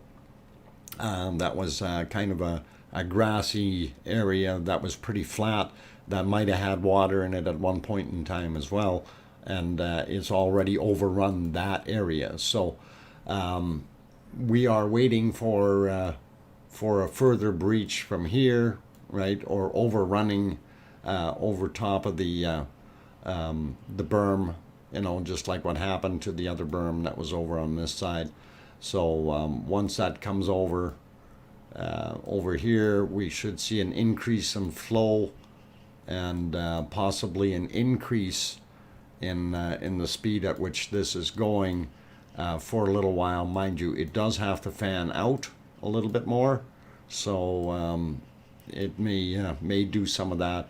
And of course, it's going to build up a little bit more in all the areas it didn't hit here, because it's going to try to find its equilibrium, if you will. So those clouds are in fact my fingers. Shutters smoke when I. Oh. Oh, Rob. Okay, that's all right. Very cool. Thanks. Anyway, so looking at the stuff, our this area here, of course, this is kind of a bowl, and then it rises up a little bit again in here. So before the exit. So once it does get down to that point where it wants to exit, the greenish area down here, that's where our farmer is, and actually I think you see the name right underneath there. So if that flows, it's gonna go that way, okay? And we don't know, unless somebody turns around and puts a big berm in here to stop the flow. Then of course what we'll have up in the northeast, up in this area, we're going to see some more filling there, and then it will squiggle through here somewhere and come out from Maladalia into that area, and it could take some time. So that's kind of where we're at, and let's throw us back to the volcano here and see what's going on there. I kind of was looking, and I thought I seen some new squiggles and lines in the looking at this stuff here. Interesting. So yeah, very, very interesting. Hey, Penny Lane is here. Welcome, Penny Lane. Nice to have you on board tonight. Let's see. Did I miss anyone else coming into the chat? A lot of you guys sneaking in. And Karik, welcome. This is the end of a beautiful friend. What? Okay, the end. All right. Karik. I don't know what that is, but okay. Rayola is here. Welcome back, Rayola. Glad to have you on board. Very, very good. And anyway, we do still see a lot of moss fires going on over on this side. So we have potential of that side heading, the lava on the back side going that direction as well, to the south. And if we go back to our maps real quick, as soon as I clear this,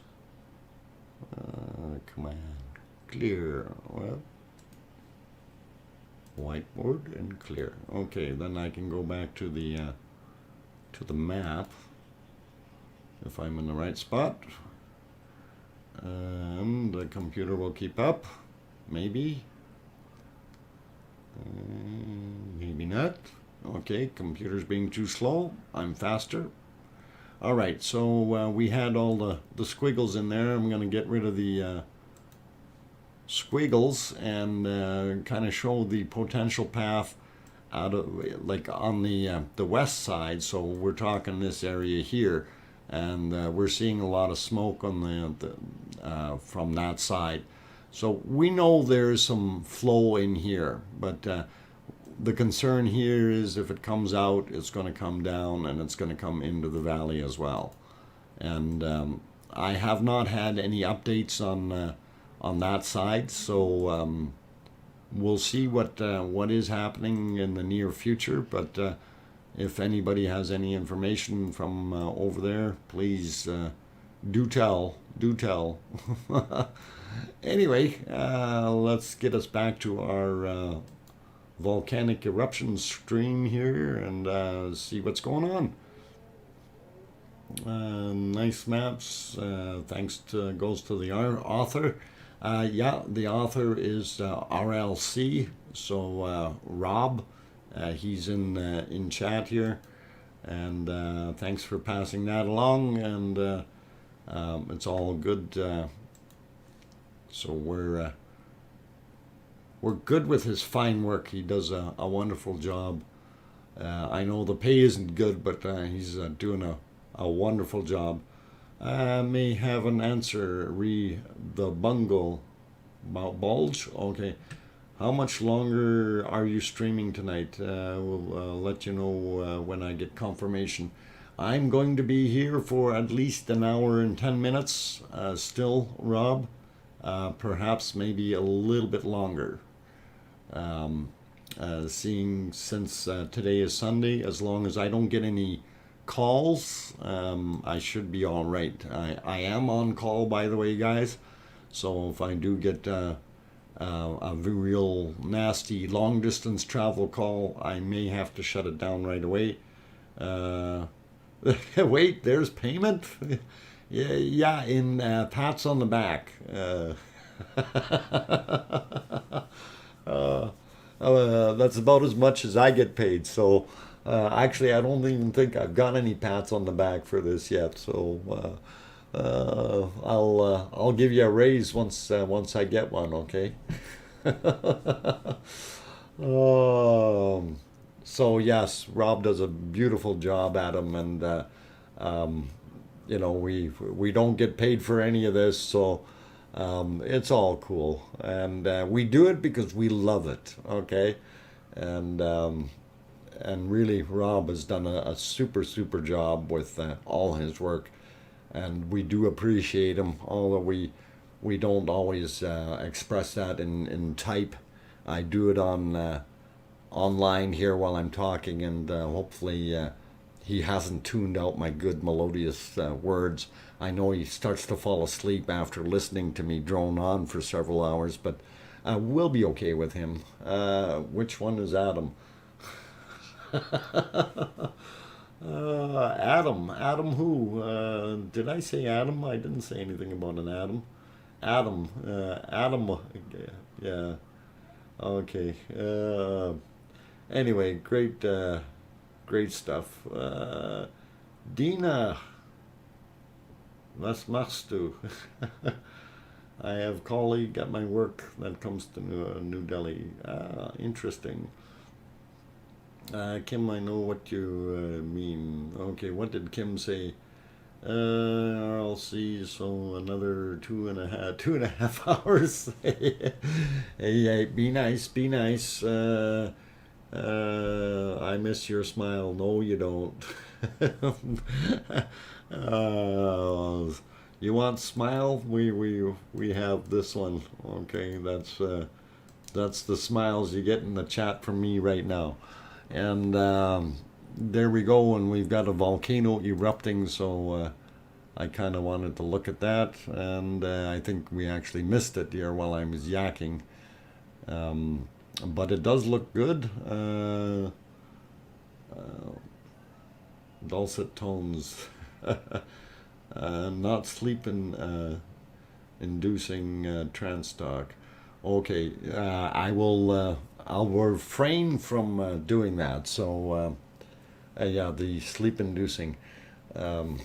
We can turn on the monotone, and you are getting sleepy. You are getting sleepy. Just keep watching the screen. You are getting sleepy. No, never mind. Let's not do that. I'll have half of you fall asleep. Anyway, I'm going to take a break for a few minutes. And since we're coming up on 3 hours here. And hey, wake up, wake up. Come on, Rob, wake up. Oh, too much fun. Anyway, guys, I am your host, DrFox2000. Of course, I'm located in Edmonton, Alberta, Canada, about 4,000 miles away from this lovely volcano. And we do enjoy streaming it. And just to let you know that I am an amateur geologist as well as a prospector, typically going after things like gold and so on. Don't typically mess with hot lava, and big difference in going after the cold stuff versus the hot stuff. But I do love watching this, and very much so enjoy streaming. So glad to have you all aboard, and we do have some very good people in the chat. I don't always have all the answers. We do have some very smart people that can help out. So if you do have a question, if you want to address it to me, make sure you do put DrFox2000, all one word, exactly the same way as it is on the screen, spelled on there. So if you put spaces and dots and things between, it doesn't turn red anymore, and I will miss your comments. So please make sure you get DrFox2000 all together. So all good. And anyway, if you haven't hit the like button yet, by all means give that a quick click. Also, if you want to see more of these streams, bop that fox in the nose and click on that subscribe button, and then you can also turn on the bell if you like. And I'm going to take a quick break here for my voice, and I will be back in about 5 minutes or so. Find out the gossip on the Western Wall. Well, we will just put that on screen for now and see what it looks like. Um, so yeah, on the west side of the hill, I'm more interested in what's going on the other side of that hill. We know this one is going to be toast here soon, and we can see the rocks ready to come over. So, and we already can see some of the flow around the corner, and we had some flow this way, and we had a thing go like that. So that it's already in progress. So anyway, that should be cool. Anyway, I'll be back in a few minutes, guys. Give me a little bit of a break time, and I will be back. Thanks.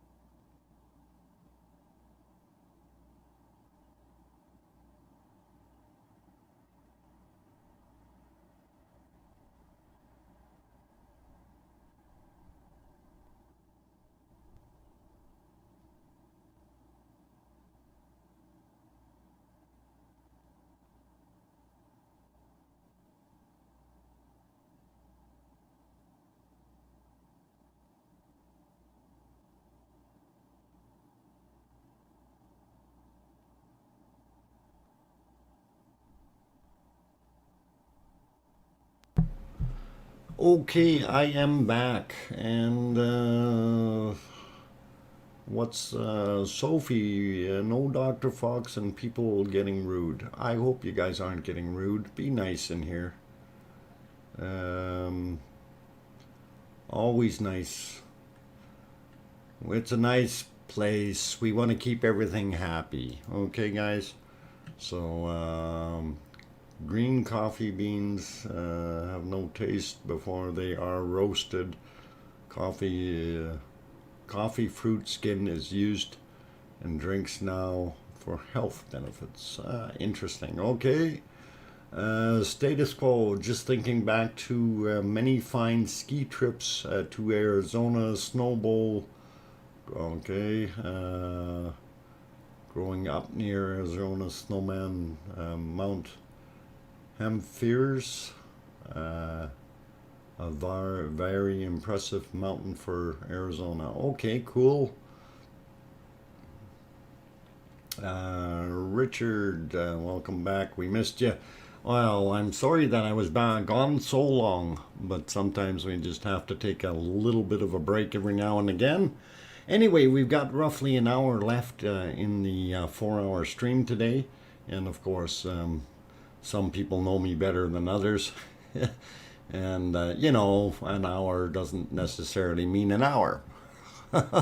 So, all of you stay tuned and keep watching, and we'll keep doing what we can do.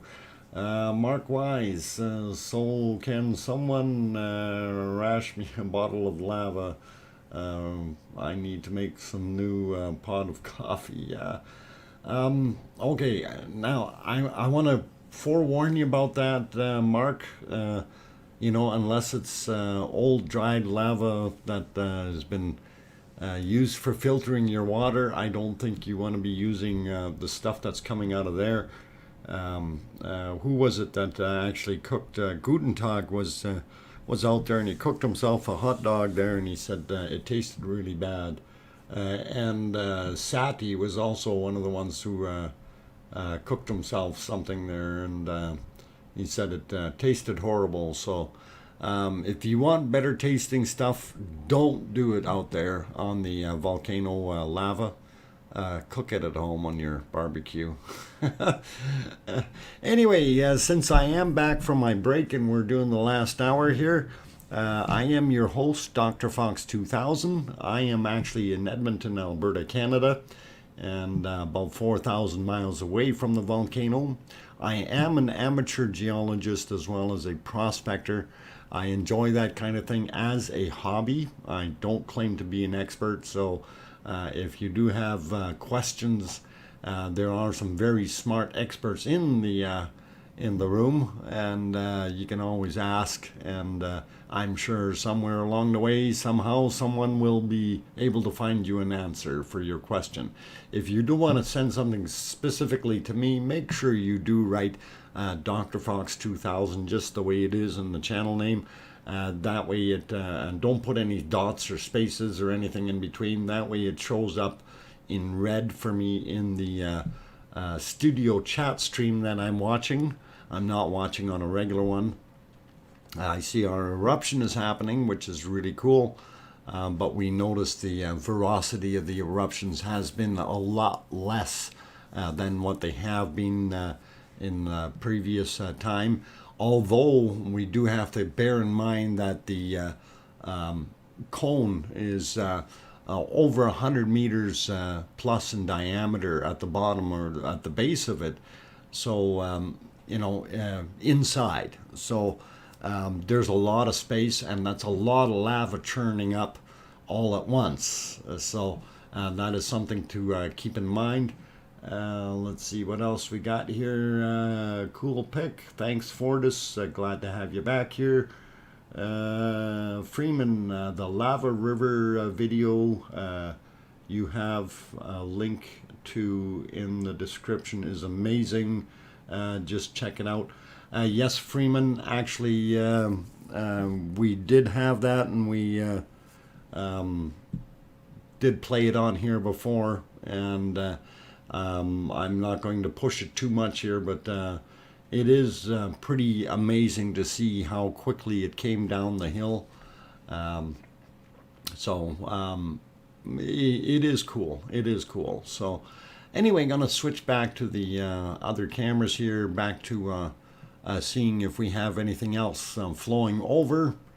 And of course, in this shot, you can see where the this is west over here, and you can see the western berm right there, and of course east on this side, and the eastern berm that's been overrun is back there, and the lava has flowed down here and has created itself quite a path, and it is heading down into Natagi Valley.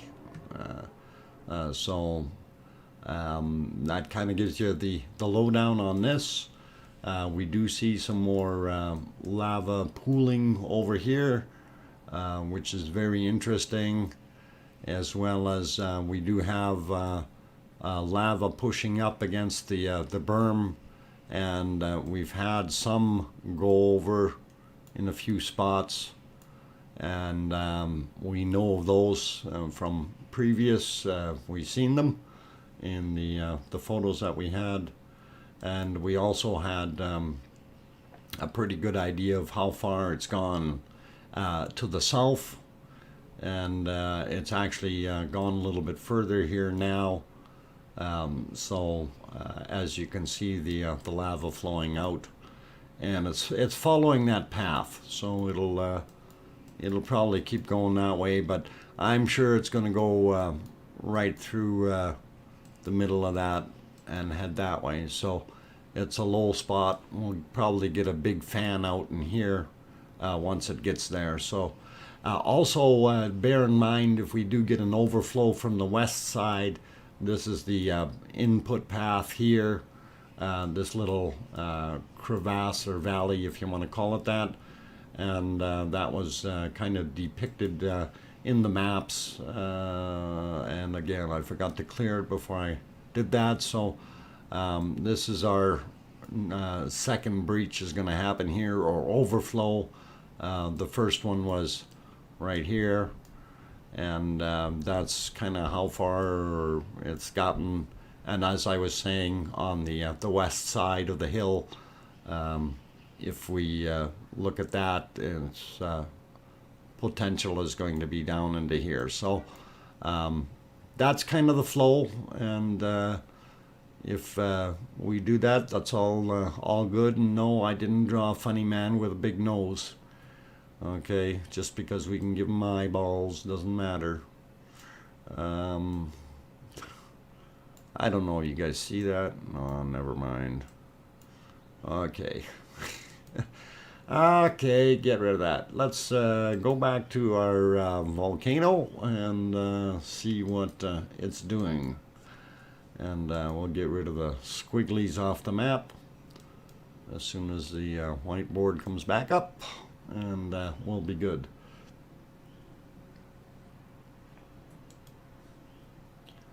Okay, cleared that off, and it's looking pretty good here. Markabo, welcome. Is Theater Hill still open to the hikers? Yes, it is, and you can see them. There's all kinds of bodies on there. Unfortunately, we don't have a close-up, but you can see them. They're, I'm putting little ticks where you can see bodies. And then here and here and here. There's one here. We got a bunch here. All along here. There's just like hundreds of them. Like little ants moving along.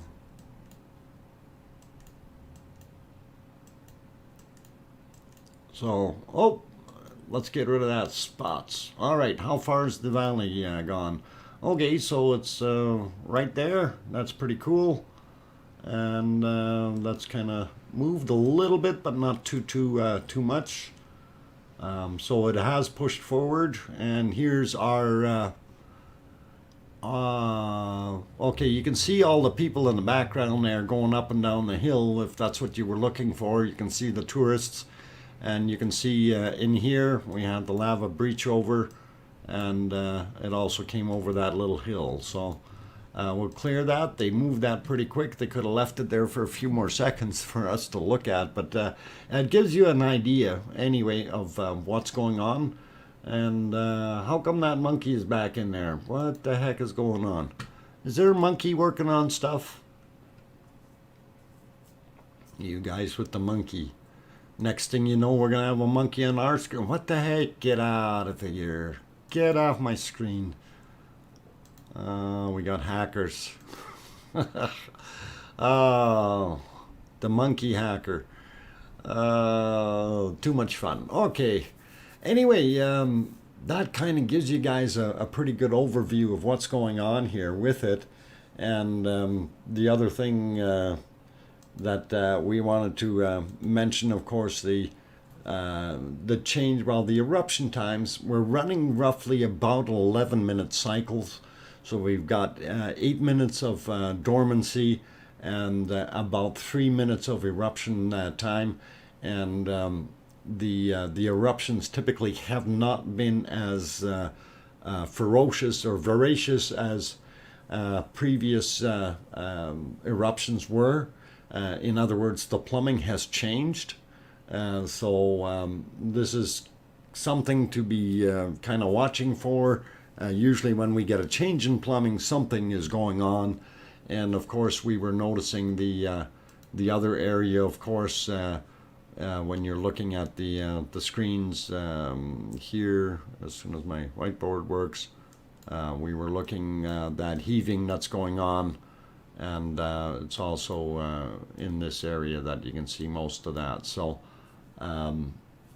that's what we had there, and we do have it erupting now, so we will leave it right there. And yeah, you can see actually that one came up pretty high, so that was a fairly good shot. And there it goes again. Yeah, this time it's erupting a little bit heavier than it did last time, so we need to get out the plumber down there, tighten up those things. I missed the lava geysers. Yeah, they're really not pushing up as high as they were before, by any means. Mind you, we also have a little bit of a different condition. If you look here on the side, you remember this was cut down almost to a V in here, and the lava used to just come out in the bottom, and that's changed. The top of the crater has rebuilt itself to that height, and if you're looking at the crater, of course, on the other side here, almost looks like a cobra head or something like that, and the opening is now right there, right, rather than down here where it was previously. So things rebuild themselves fairly quickly when the intensity goes down a little bit, and then it reforms, and we're hoping that it's going to shoot something up fairly high. And let's see who else has popped in here. I see Trojan Pony. Yeah, it was a pretty good eruption on that last go, but it's still not as spectacular as the other ones that we've had in the past, where, you know, with the ejecta is getting 300 meters above the top of the volcano rim. So you know, on the volcano rim is slightly over, like from base of the valley to its top. It's probably about 110 meters now, and it is about 310 meters above sea level from what my understanding is at the highest points. So that's a fair size thing anyway. 100 meters, that's still 350 feet. It's not a very small thing. I wouldn't want to fit it in my backyard kind of thing. So pretty cool that way. Do you expect the pressure to build up again and cause bigger eruptions or new vents? Well, that's a very good question, Trojan Pony, and this is where I'm still very, very unsure of what could possibly be happening, because over in your right-hand screen, that area here that we were looking at, that whole thing from here to here is lifted up, and we've got questions. What's going on there? Is it actually going to create a cone or vent of some sort there? Has all the ground being heated up underneath here so much from the lava flowing in various directions around it, has that ground underneath all heated up enough and softened up enough to allow for a flow from somewhere, whether it's in from this side underneath, going over there. If that has happened, we could have another vent there, right? So it's so hard to tell what's going on right now till it actually starts spewing up lava. I'm going to continue to be optimistic. It could be groundwater burning off. Once the groundwater has burnt off, then or steamed off, then we could end up with lava being injected. But looking at the color of the smoke or exhaust, the fact that it's not dissipating as quickly as steam would, that's telling me that there's more in there, perhaps some other elements or chemicals being heated up. Anyway, let me go back here to the chat real quick and see the smoke mound started building up around 4 minutes before the eruption, maybe absorbing some pressure from the main volcano. Yes, that's possible, Chris, very much so. I think that a hump is a vent, but flowing underneath without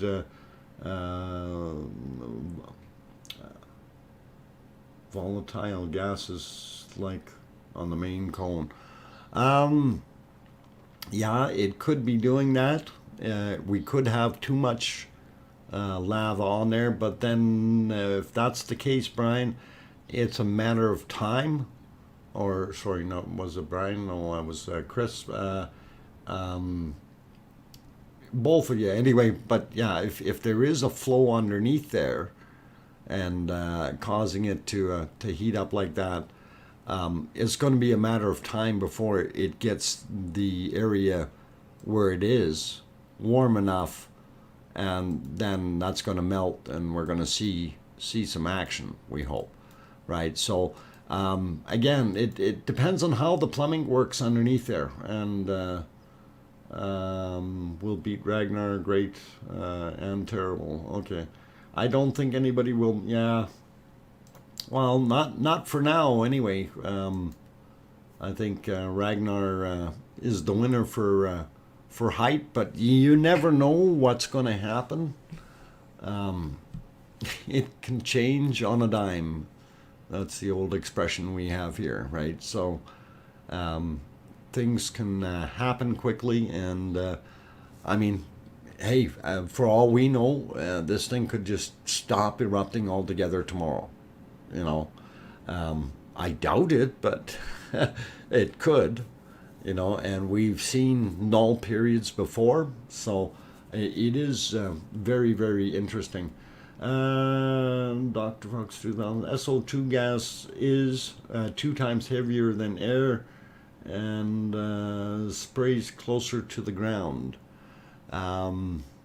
So you're thinking that maybe SO2 or a good portion of it, David, because there is a lot sticking down, and I understand what you're saying. It would hang down there. Okay, it's been confirmed. Vast majority of smoke is water vapor.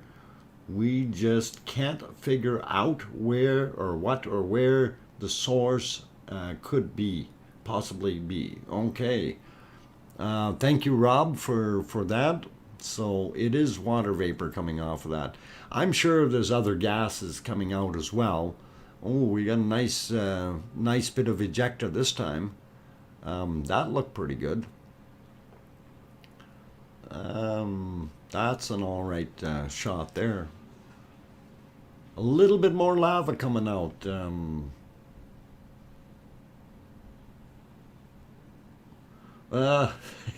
No wonder those hot dogs tasted bad. Yeah, Trojan pony. That you don't. I mentioned that before. Don't be cooking stuff on there. I don't think that's good for you. Just the yeah. Stick to home cooking or something. Um, I'm wondering, do the who's the guys that had the restaurant set up? Are they using lava for cooking, or they got their own portable propane cookers somewhere there? I hope. Oh, we lost the picture. Which one did we lose? I don't. Oh, the one that's not showing right now. All right, it's back. Never mind. We're good there. But yeah, stay cook at home or something. I don't know. So just a regular weather drainage will be running on top of the clay layer. Uh,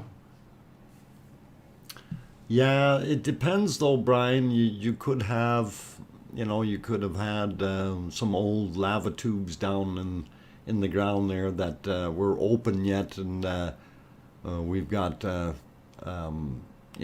few dozen bathtub-sized holes holding some water. But it's going to be a factor of time that is going to wipe out that stuff. So we'll have to see. I'm like I said yesterday, is I'm kind of waiting to see, is it going to stop, or are we actually going to get something happening there? Because once the water does all evaporate, there will be space in there, and is that space going to be filled with lava or magma? And yes, the old lava tubes, HO2 pockets. Yeah, did say the vast majority, not all. That area has had thick lava coverage for several weeks now. Any water could be burned off long ago. This is new. Yeah. So it could possibly be, again, deep down inside, and we really don't know what is happening underneath there. For, like I said, for all we know, we've got a heat stream that's now radiating out from underneath, and we had some kind of an aquifer or a tube from before that is of sizable nature, and it's all off gassing as it gets heated up through the rock layers there. So I mean, there's all kinds of possibilities, right? So I'm still saying, hey, wait and see. We'll see what happens. And that's I think the most prudent course of action. Just let it do its thing. Okay, is it just me, or did I see some lava erupting get bigger? Evening comes. Sandra, that's okay. Well, actually, it did look like the last eruption was larger. But typically, what happens as the ambient light from the day ceases or starts to go down, we have less light. The lava then, which is hot and glowing, definitely shows up more. So it is a little bit of a, the light's on, you don't see it as well perception. But also, this time around, we actually did notice that the eruption was slightly larger than the previous one. So hope that answers your question there. Pistol Pete, hello and welcome. I'm sorry, but that it's not steaming out. Steam does not stay in one spot. it evaporates. Yeah, it typically, yeah, steam goes up and goes away. And that's what I was mentioning earlier, that so it is a off-gassing of some other type. The fact that it is staying close to the ground for a little ways is what was mentioned earlier, that it possibly be SO2, since it is heavier than our standard oxygen, and we don't have a lot of wind happening there right now, so it's not lifting it up into the atmosphere as quick, and it's skimming across the surface. I think what we forgot is the new science being revealed from this volcanic system on a weekly basis. We are still learning what the correct questions are to ask, and that's exactly it. This is it is a very interesting thing, and the fact that everyone is studying and looking at it makes this one heck of a great volcano to look at, tourist volcano or not.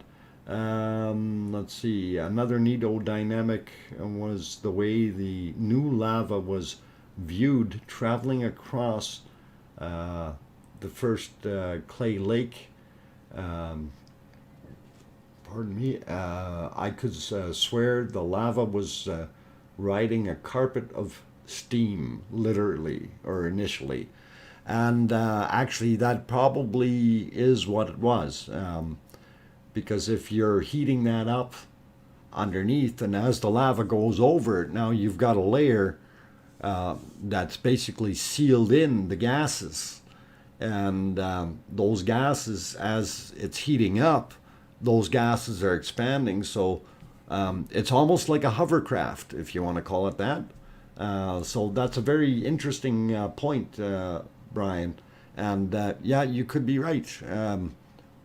And that's what could give it a lot of speed going through that valley. So very, very interesting. Over 200 stream viewers. Yes, actually, we had over 300 already earlier, Jeffrey. But thank you.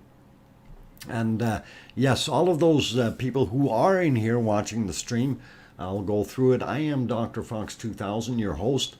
I'm actually located in Edmonton, Alberta, Canada, and I am about 4,000 miles away from the volcano. I am an amateur geologist as well as a prospector, looking for words here, and I do enjoy volcanoes. Typically work on ones that haven't been hot for a long, long time. So. But I do enjoy watching and streaming this, and we created the stream to kind of get together with all kinds of good people. We've got some very, very smart people in the channel that know all about the volcanoes and things. And here we got another eruption happening, by the way, so I don't want to take that away. But love looking at the stuff, and it's educational. That's why I stream it. You know, it is really a lot of fun that way. Also want to mention, of course, I'm trying to grow a YouTube channel. So by hitting that like button, it definitely helps the analytics and shoots your scores up there, if you will, and does help out. So if you like the content and you haven't hit that button yet, please give it a thumbs up.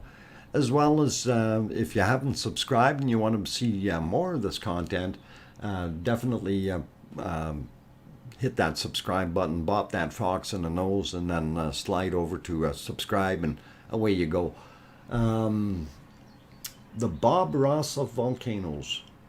Yeah, let's do a little painting here, and will you mix this color with this one, and we'll get a little bit over there, and then we'll grow some trees, and we'll get the palette out, and okay. Pistol Pete, hi Dr. Fox from Edmonton. Pistol Pete from Edmonton. Oh my God, you're the first one that has come into the stream. That's actually from here. Glad to have you on board, Pistol Pete. and good stuff. Thank you for joining us. Brian Crown, but why is that area? One area and 5 days now? What? Okay, did I miss something here? Okay, Nido dynamic with the new lava was okay, or did I miss something else here? View traveling across the clay lake. I could swear that the lava was riding a carpet of steam initially. Okay. But why in one area and for 5 days now? I'm not quite understanding what you mean. Let's see. RLC is why science is so much fun. Everything changes with new data inserted. Yeah, it's the dynamics of it. Indeed, but geology, especially volcanology, just doesn't work.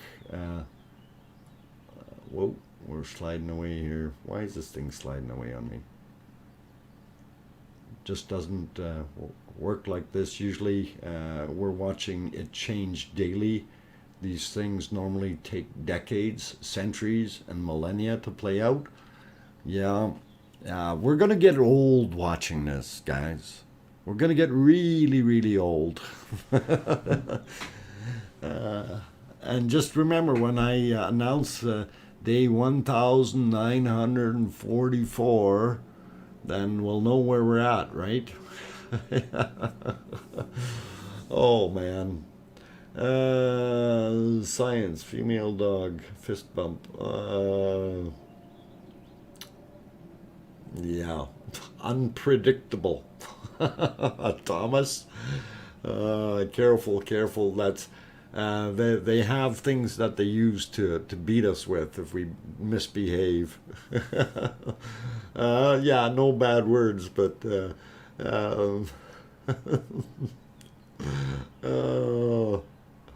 yeah. I'm all red. There's a few of us getting up there. Anyway, yeah, it's all fun, guys, all fun. Anyway, I want to pop back through here, day 1000. A wise guy, a Trojan pony, will be July 15th. At least I picked July, okay? 2026.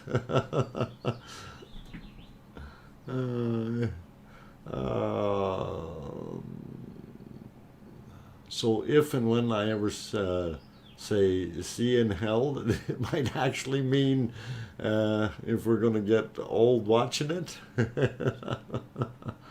Yeah, I guess so. Pretty cool. Anyway, lots of fun. Okay, let's see what we got happening on the other channels here. We'll go to this guy and see. View is not the best, but we can see a little bit more of the material lighting up here, and you can still see it, and it looks like we got a crease there, and it seems to be flowing in that direction somewhere. We do see a lava pool here, and lots of steam coming up there. So, well, steam, smoke. It is hanging up here. You can see it. So I'm gonna say it's more smoke than it is steam. There may be a percentage of a steam in there, but it does look like a lot of smoke in itself. So don't know exactly the content, but it is cool. From our long-range view here, of course, the original breach, well, I shouldn't call it a breach, it's an overrun of the berm took place in that direction over there on the right side, And we do have several locations on the that's the east berm here, this being the west berm, and we've had some lava inundate and come down and pool down here and show some gray, and then we also had a stream kind of flow that way. The stuff right here on the end looks like it's ready to come around there and head down the hill too. So, and then all along this berm we have uplifting. So it's a matter of time for it to go up and over the rest of the way. So we'll see how that happens. And it's pretty cool. And that's a D9R there, just for size. So if you know, that's about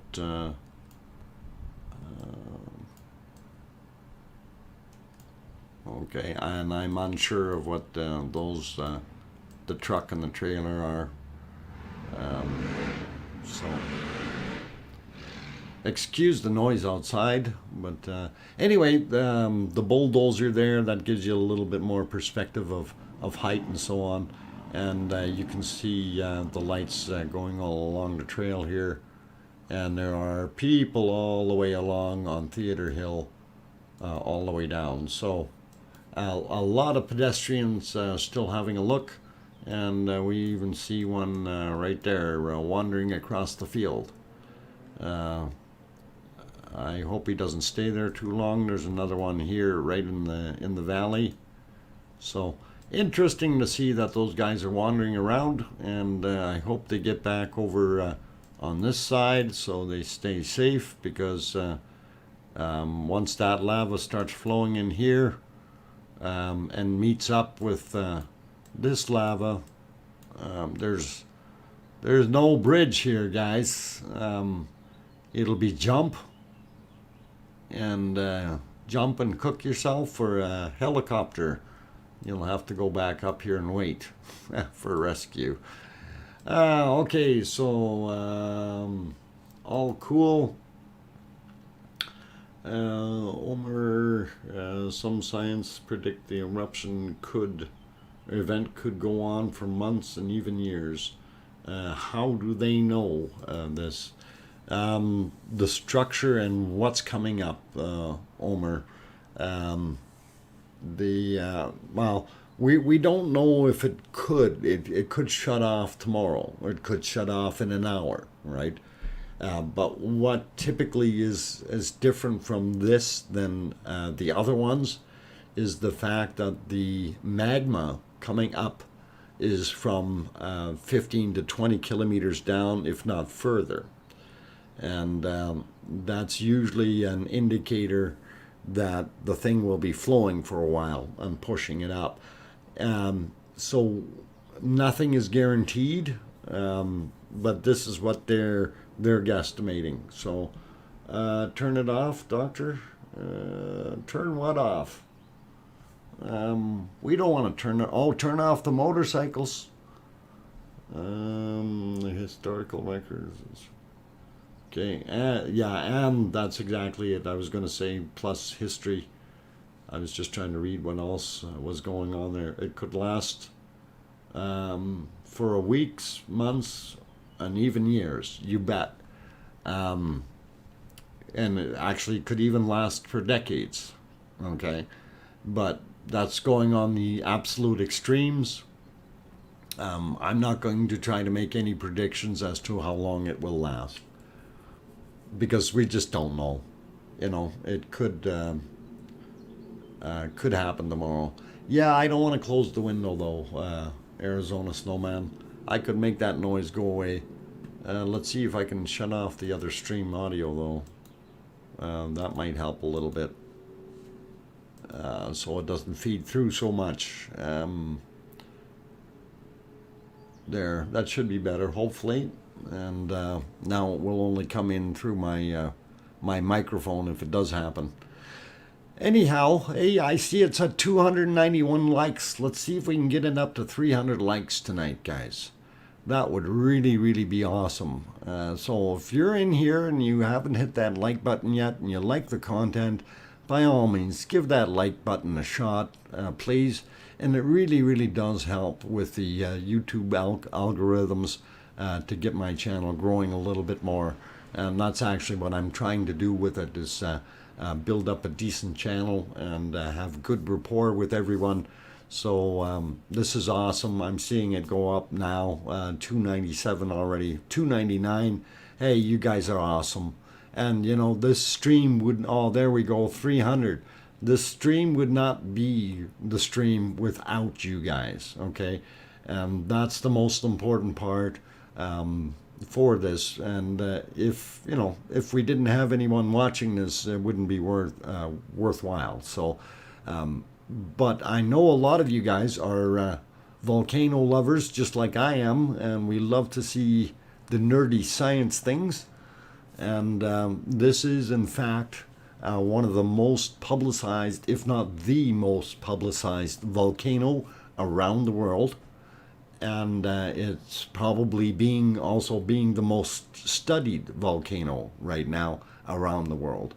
And it's very cool to see that.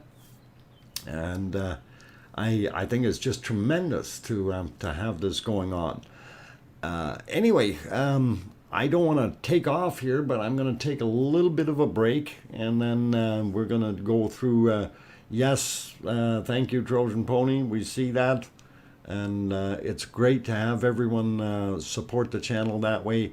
I love it. And anyway, I'm going to take a short break, and then we'll come back and do our final little bit of time here, and we'll see what happens. And well, like I say, may not be exactly 4 hour. It might drag on a little bit, but you know how it goes. I like what I do, so it's lots of fun. Anyway, I'm going to take that break. Back in a few minutes. I will put you back on the multi-screen, and we can be back shortly, guys. So don't go away.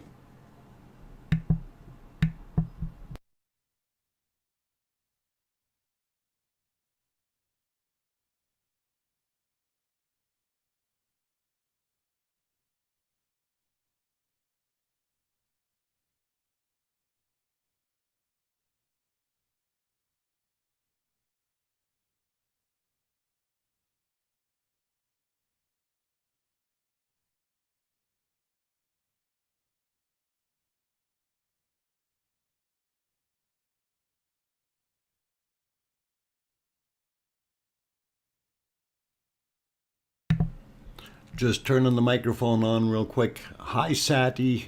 Glad you're back, and good to have you here. Just taking a little break. Be back real soon.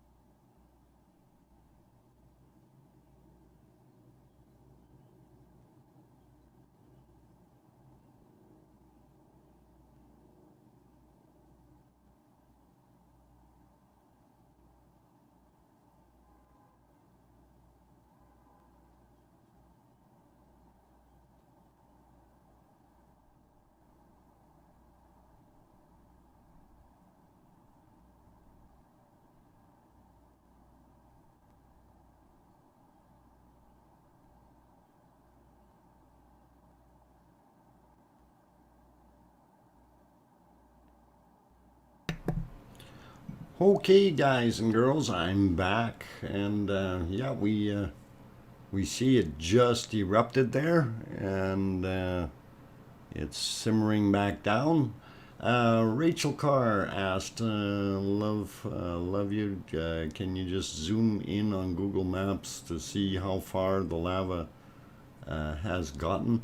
Actually, we did have a map for that, and if I'm in the right spot, that is this map here, and that kind of gives you an idea of where it is, Rachel. And what we can do is let's see if we can get the southern focus one on, and that gives a little closer shot there, so you can see where it is. And it has kind of gotten to there.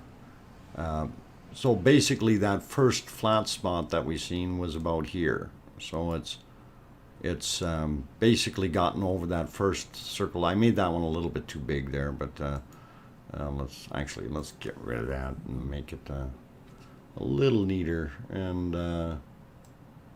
it was something like, oh, thanks, my shape thing. Didn't made a triangle out of my circle. Okay, anyway, that was supposed to be there, and it's round, it's not a square. Okay. Anyway, then that on Google. The last picture that we seen when they turned around this camera, hang on, let me get this cleared off, and we will go back to that view. And whoop, wrong camera. This one here. When they turn this camera around, we will see how far it has gotten, and we could actually see from this view. So if they turn it around again, please, we'll have a look and see how far it's gotten, because some people were saying it's already past the other lake, or our second lake, or in there. And what we had seen just a little while ago, about an hour ago, it was just getting past the first one. So we're hoping that they have somebody that's going to swing that camera around, and that may happen fairly soon. They do it usually once every couple of hours and have a peek, so I'm hoping they can for us, and we'll see. It has gone further than the map above. Okay. Yeah, the map is probably behind by a little bit, but we'll see as soon as they swing that camera around. I don't know if it's picked up speed over there or something, but last time I saw it was over the first pond. Yeah. I've never been referred to as a nerd, brainiac, or Einstein, surely. Yeah, I've been called a nerd, and those other things. I've been called that a lot, but don't tell anybody. I'm sensitive. Anyway, yeah, well, I'm gonna wait for this thing to turn. Hopefully they'll turn it. And we do have a lot of spectators on the other side here. I'm proudly aware and thrilled at every map and camera view improvement. Okay, nerds rule. Yep. Oh, gotta give it. Gives Dr. Fox a tissue. Oh, gee, thanks, Daryl. As long as it's a good quality tissue, I don't want that thin stuff. Mike, I take nerd as a compliment. Right on. Um, that's good. It's all good. Look at the amount of people up here on the hill. I don't know if you guys can see that. That looks like a snakes of people. My God, what have they got? Like 100 people there lining up or something? That is just wild. It's like a swarm of ants. Everybody's bringing a couple pieces of lumber, and then they're going to build a new house up top there. Um, Pretty cool, guys. This is the best video and explanation of what is happening and where the flow may be going. Well, glad you like that, Gary Grant. And we try to do what we can with it. And, you know, the information that comes in, you know, what I search out, some of it, and the other guys, of course, when they're looking, Rob RLC has put together some awesome maps for us, and really done well that way. You know, and being able to cover as much as we can to provide a little bit of insight, rather than you just watching a stream. Although, you know, watching a decent lava eruption is always cool, but as far as the ins and outs and the mechanics, if you will, you don't necessarily get to understand or know how all of that works. And I see our cone is starting to spew a little bit more lava again, so we're just about in time for another eruption. I agree, Gary Grant. Okay, excellent. Glad you guys like it, and just make sure you hit that like button. And of course, for those new people in here, if you like the coverage and like what we're providing as far as entertainment as well as education, hopefully you'll be subscribing to us as well if you want to see more of this in the future. So smack that like button, hit that subscribe button, and we're all good. And now typically, and we are now on what I call overtime. Typically I only run 4 hours when I do a weekend stream, but I've been known to forget to look at the clock on occasion, and I can't just walk away from 190 people in a room. So I'm going to continue to stream for a little while yet, and we can continue to do what we can. Now I am really curious about how far that lava has gone, so I want to keep it on this camera view for now. And hopefully you guys aren't going to beat me up for it if I don't put the other ones on. But I'm really curious how far that lava really has moved. So hopefully they will move the camera and we will be able to see. Let's see, smoky. Yeah, we got a lot of smoke happening there. It's not lifting off as quick as it could. I think so many people around this eruption sets up dangerous precedent for other eruptions around the world. People may think they are safe like this. And yes, that's something, you know, if you are going out and watching this stuff, here in Iceland, they know that the veracity is of a certain level, and the danger is to a minimum, but they do still allow people in, you know, fairly close to the volcano. So you're what, 300 or 400 meters away from it when you're on Theater Hill watching this thing, and that's still a danger zone, really, because you do end up getting, or in the past when we had those very large eruptions, the people there were being pelted with tephra, basically chunks of lava as they're coming down. You know, ejecta material, chunks of it. So that kind of hurt some of them, but you know, they got little bruises and things. But it happened, but now that that's died down again, it's not happening anymore as much. If you zoom out slightly, you can see more smoke right side. Yes, it's just out of your shot, but I reckon it's the new vent. Well, it is actually not a new vent. I'm going to leave it right where it is here on this screen.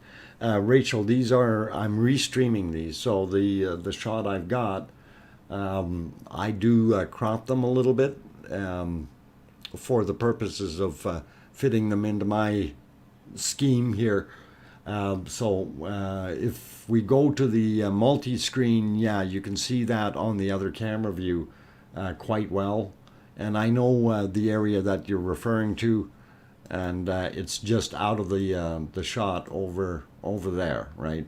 And that's the area we just we know it's there, and I just want to keep an eye on this camera, because as soon as they move it and show the southern part of the valley again, that's basically what we want to do. And here's the other angle of the multi angle here. So what I was saying, it's off to that side, and that's it right here. So it's not necessarily a new vent, but it is a hot spot, and it is there. So this is what we're looking at. This here is just lava piling up.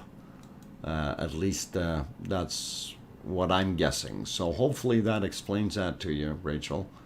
And I'm going to go back to the other camera, and we're going to keep an eye on the wide view here when they switch around. So and boy, there is a lot of people still up on that hill. They should be selling tickets to this, man. Yeah,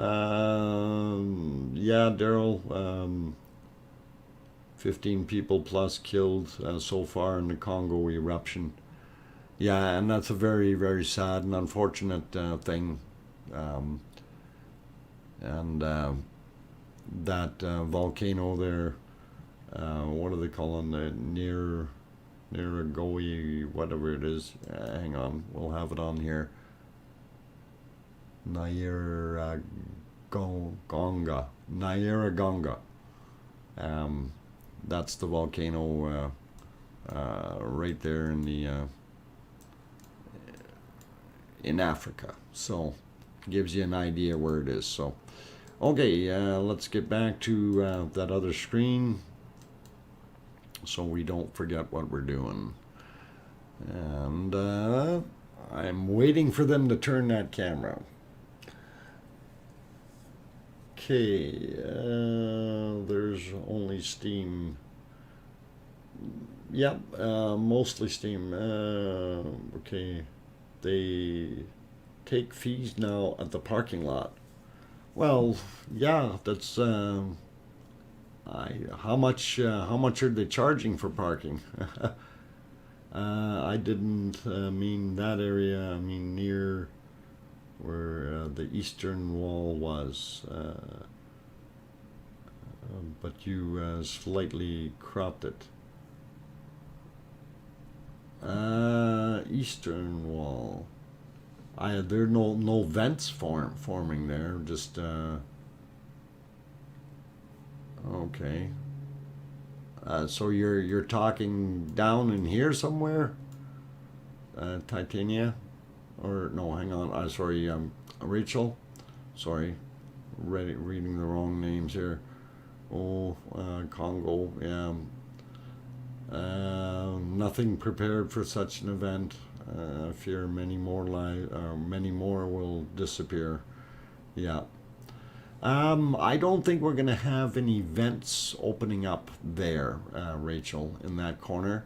That is just where the breach is. That has come over the dam, and I'll just clear that off. Yeah.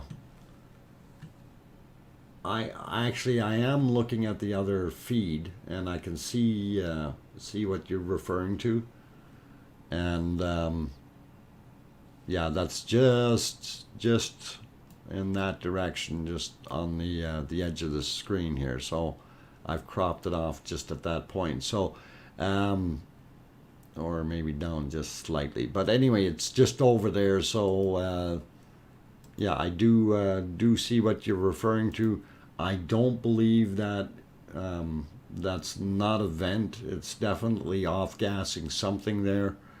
And I would guess that it is just some material underneath flipping over and reheating and off-gassing a bit. There could have been, ooh, look at the eruption now. Man, it's got a much bigger eruption than last time. Okay, interesting. Very interesting. But yeah, if something does develop there, Rachel, you know, we'll definitely have a look at it. But I think the other area that's going to be more of a potential is the one that we pointed out in the middle of the field there. So it's hard to say, but even that is a little bit baffling right now, because it looks like it's steam to a degree, but it also has characteristics of the SO2 as it stays low to the ground and hugs the ground as it first comes out. So there are all kinds of possibilities. Bar and Ball, good evening, and thank you for popping in. Super Dad is still here. Splooty time. Splotty time. Okay. Super Dad, why don't they charge admission? I watched the video in Rankin Grapevine, and he said that the land is actually privately owned. And yes, the owners have allowed access to it because people want to be able to see it. You can buy ticket. You can buy a ticket, but you will be able to never be able to charge admission. Okay. Yeah. Okay, Edison, kindly contain yourself with the emojis. Okay. Limit it to maybe 5. We're not here to spam this the stream with emojis, so thank you. We don't mind you being here.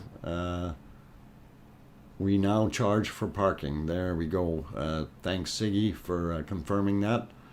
And Siggy is one of the landowners, so there you go. At least I think he is.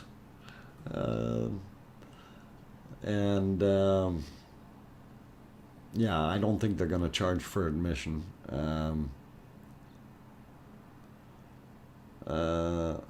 Okay, you are. Okay, so there you go. You have it right from the horse's mouth.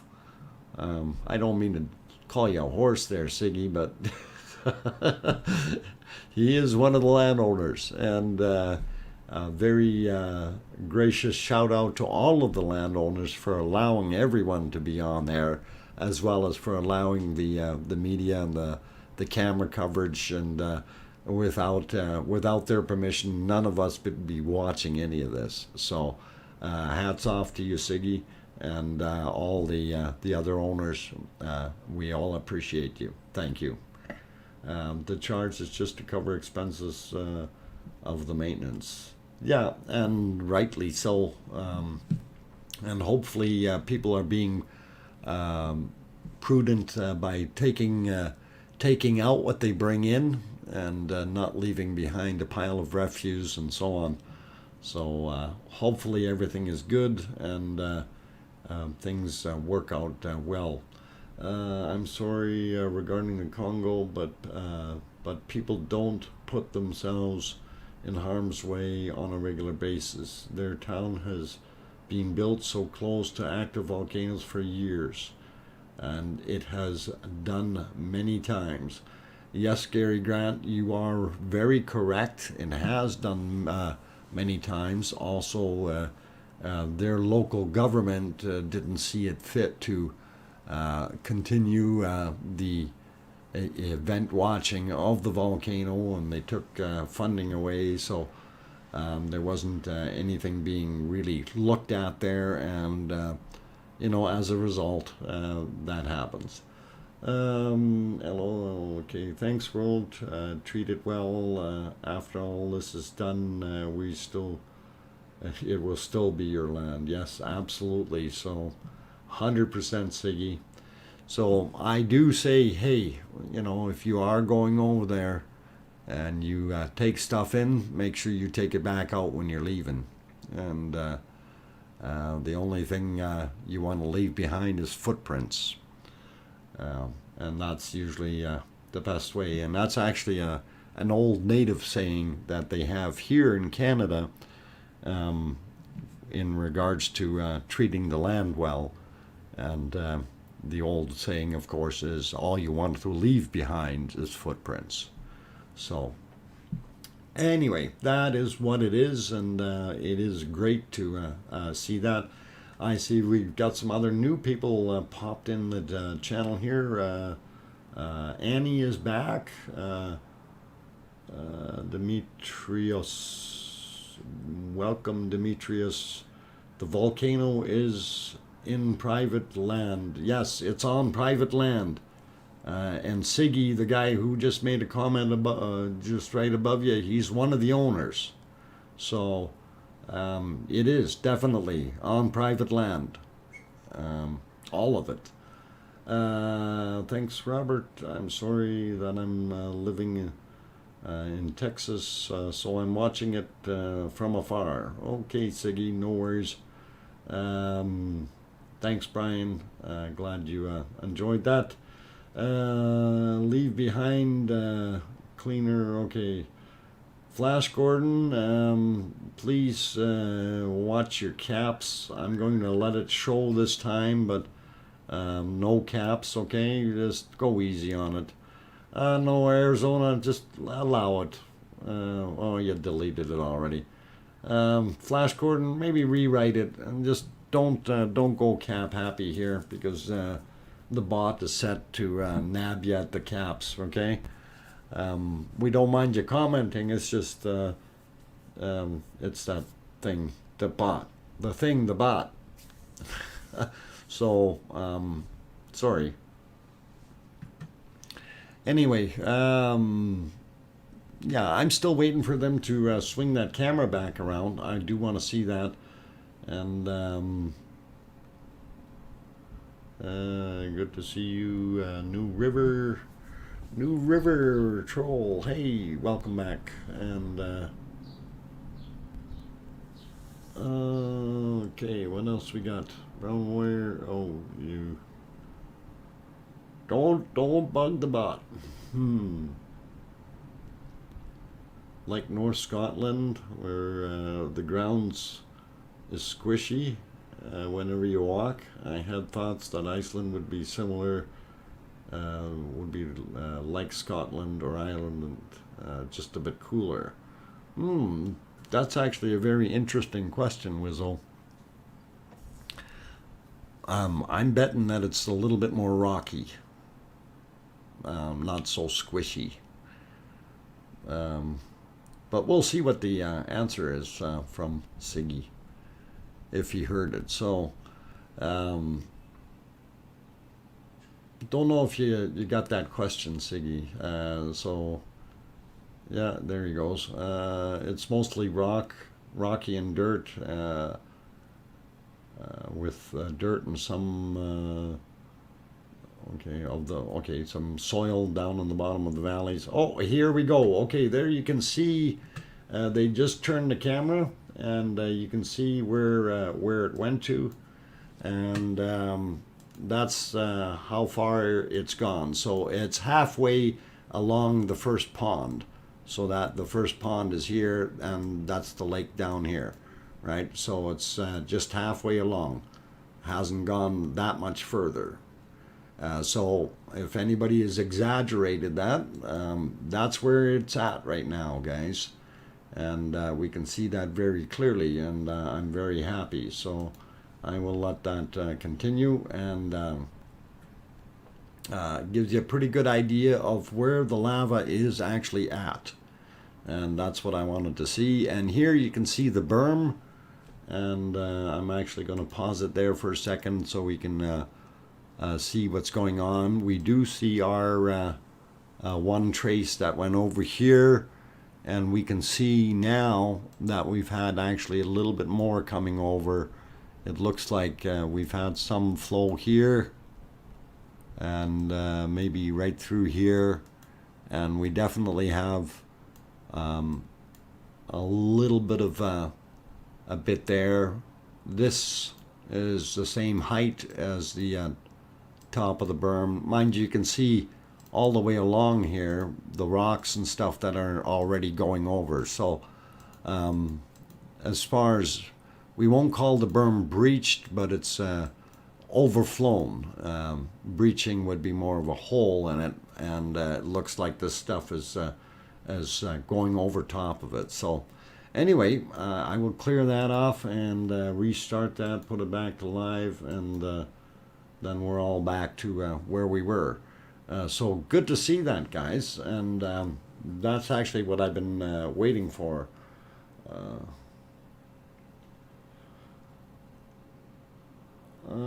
Bien. Okay, it has the camera set up on the summit east of the volcano found on Takalash. East of the volcano on the summit. I'm not sure which camera you're referring to. We have 3 views here. So there's the one that you can see the volcano in the background. Okay, we'll just call these 1, 2, and 3, and these are the 3 streams that we're seeing. So if there's another one out there, I don't know about a 3rd camera or 4th camera. The 4th camera used to be over on this hill here, but it was sitting up front, and it got munched by lava. So that's what we had. So we only have the 3 views, unless there's been a new one that I was not aware of, and that is entirely possible. Chris, okay, not sure what view he's got, but maybe we'll have a look and see what that's doing later, and maybe the guys from mbl.is have set something up. And I actually, let me go take a quick break, and let me snoop. Okay, Thomas, actually, if you can, shoot me the link in an email real quick, and we'll see, and hopefully I can do something with it here, because that would be nice if we could add it back in. Fresh flow is definitely moving toward the berm. Okay, cool. And we will see. Delete that, and okay.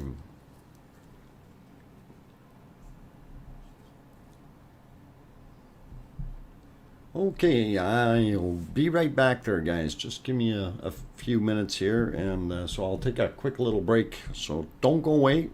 I'll be back.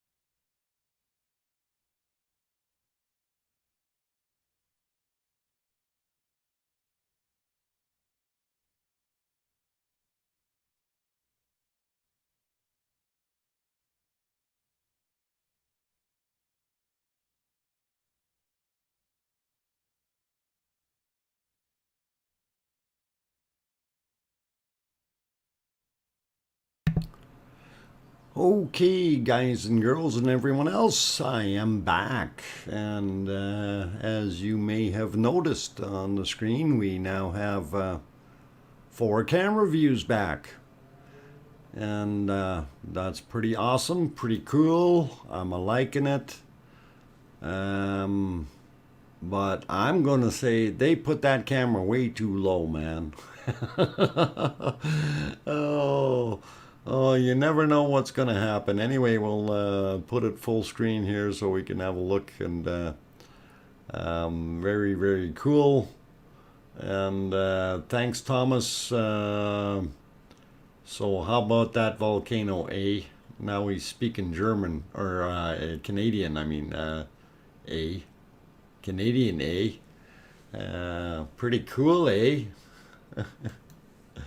I like it. All right, we're about to erupt, and now we can see it up a little closer. And this is awesome. So, yeah, there she blows, guys. Very, very cool to see. And you can see that lava. I know, eh? Right on. That is awesome. Very, very awesome. So, really, really good to see that. And, oh, yeah, a little bit of splatter over the back just to make it really pretty for us. And excellent. That is cool. So, very cool, very cool. And definitely helps. Okay, Don, please refrain from that kind of language. This is a family show. Although you're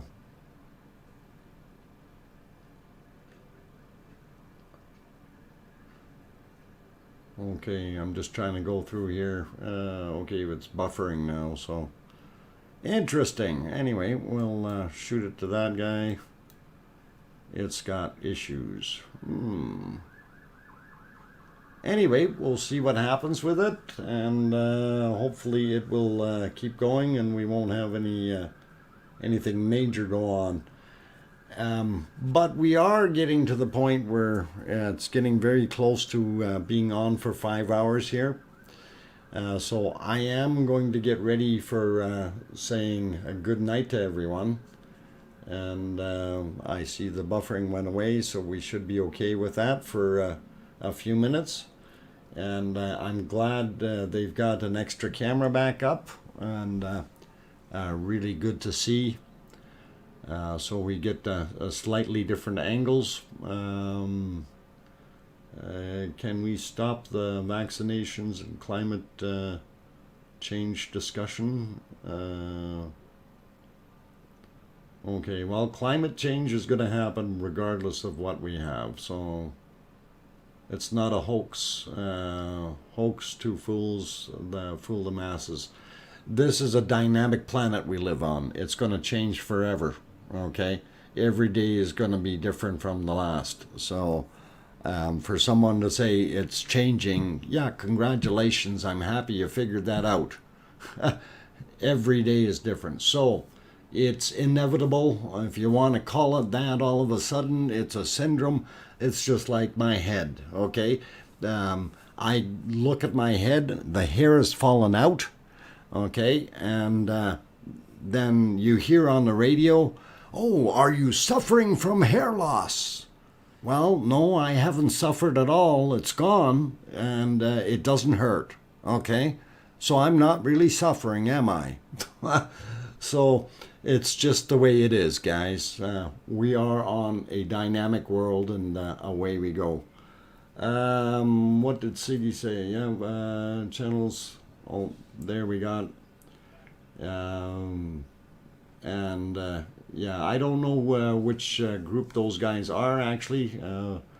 VISIR, Visor or something like that. I hope they're all good with that. And okay, Siggy, thanks for hosting it. You're welcome. Siggy, no problem, and really I do appreciate it. And I am going to run through my end spiel here for most of you guys. So everybody that's been in the stream, thank you very much for participating. Really feel good about everything. Glad we got that extra camera back. Looking pretty decent there. And let's see, we want to stay away from the climate change thing. We know it's going to change forever. It doesn't matter. So leave that alone and carry on with this. So what's going to happen in the near future? We're going to keep our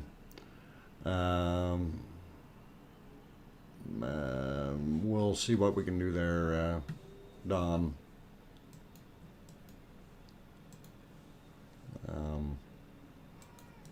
There. This is if it'll print it. Go. There you go, Don. Okay. Anyway, so I am going to wrap it up for today. For all those who have been in, like I said, thank you very much. You're very kind. Good support with the people here. And we keep it all happy and smiley. So nothing mean, angry, or otherwise. We have good streams. They are general rated. So no swearing, no foul language allowed, that kind of thing. So we do a fairly good stream. So if you do have kids watching, typically you don't need to worry. We take care of business fairly quick when things go wrong. Anyway, Freeman, and thanks, Doctor. I keep coming in and out of your streams. Appreciate that, Freeman. We love having you here, and everyone from Iceland that has come in here.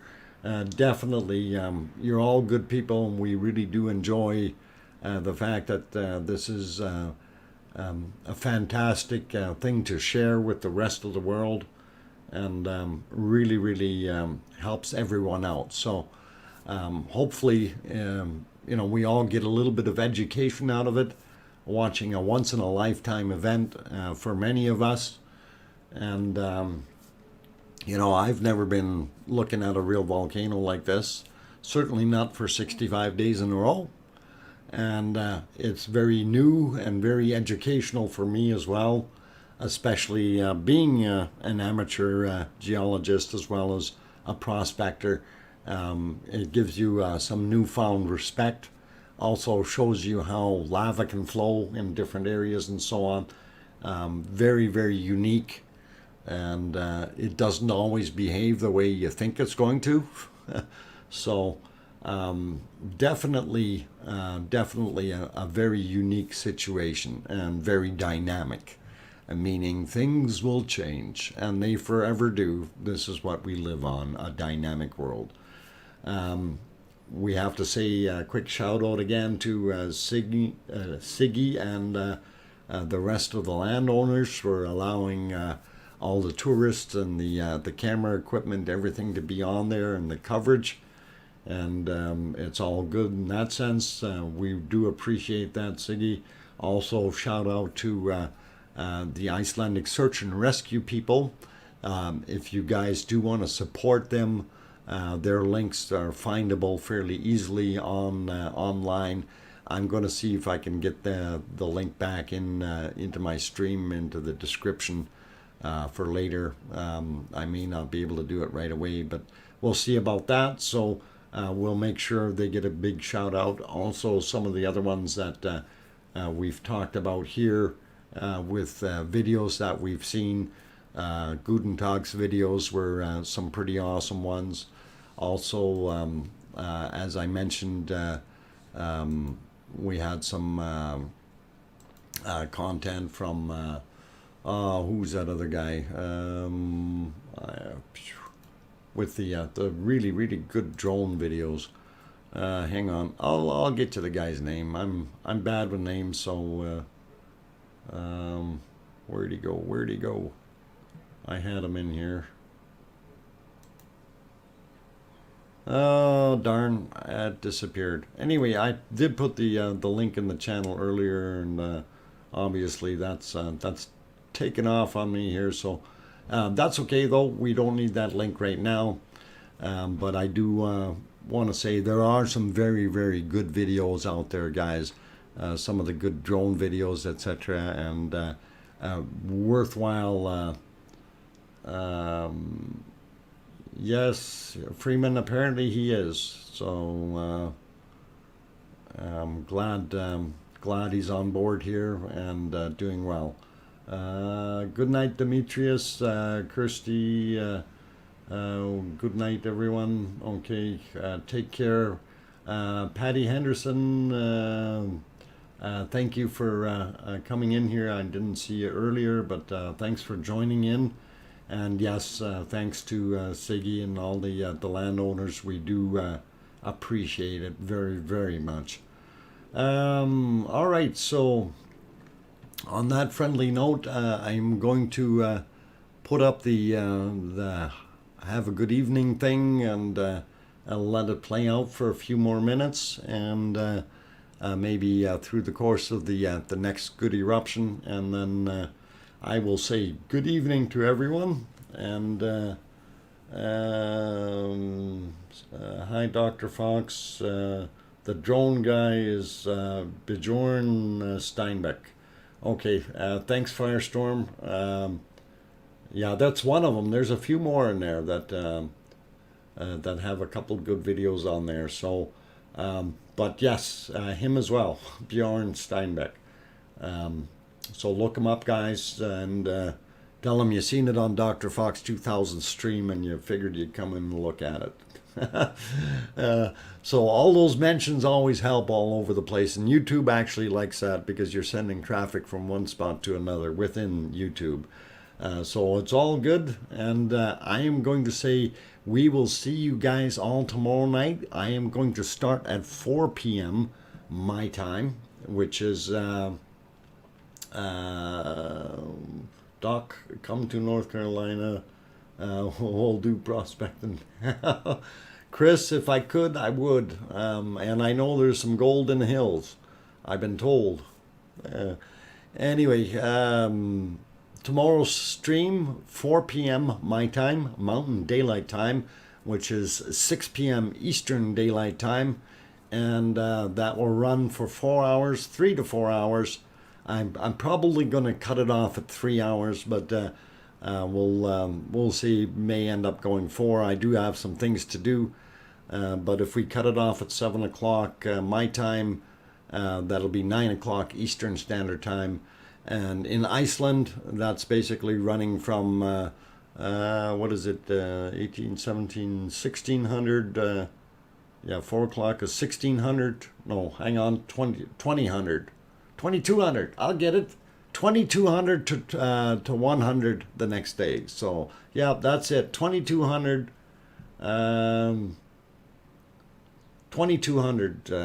Iceland time.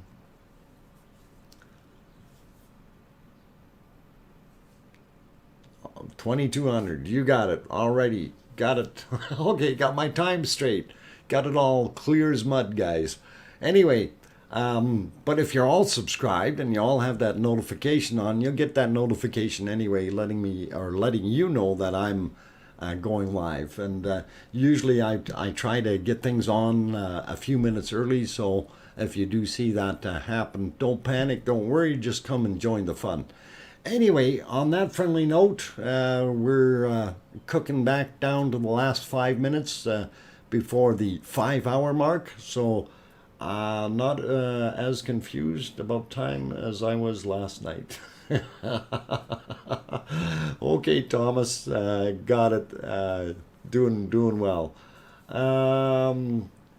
Hilmarsson is the name that you were looking for. Yes, Omer, you're right. That's the guy, Hilmarsson. And if you Google him, he's the one that has got some very, very awesome footage. And I really enjoyed watching that one video where he flew in from the south end of Nathagi all the way up. and he had the right music to it and everything. It was just absolutely gorgeous, and it's stuff that makes me jealous. I wish I could do that.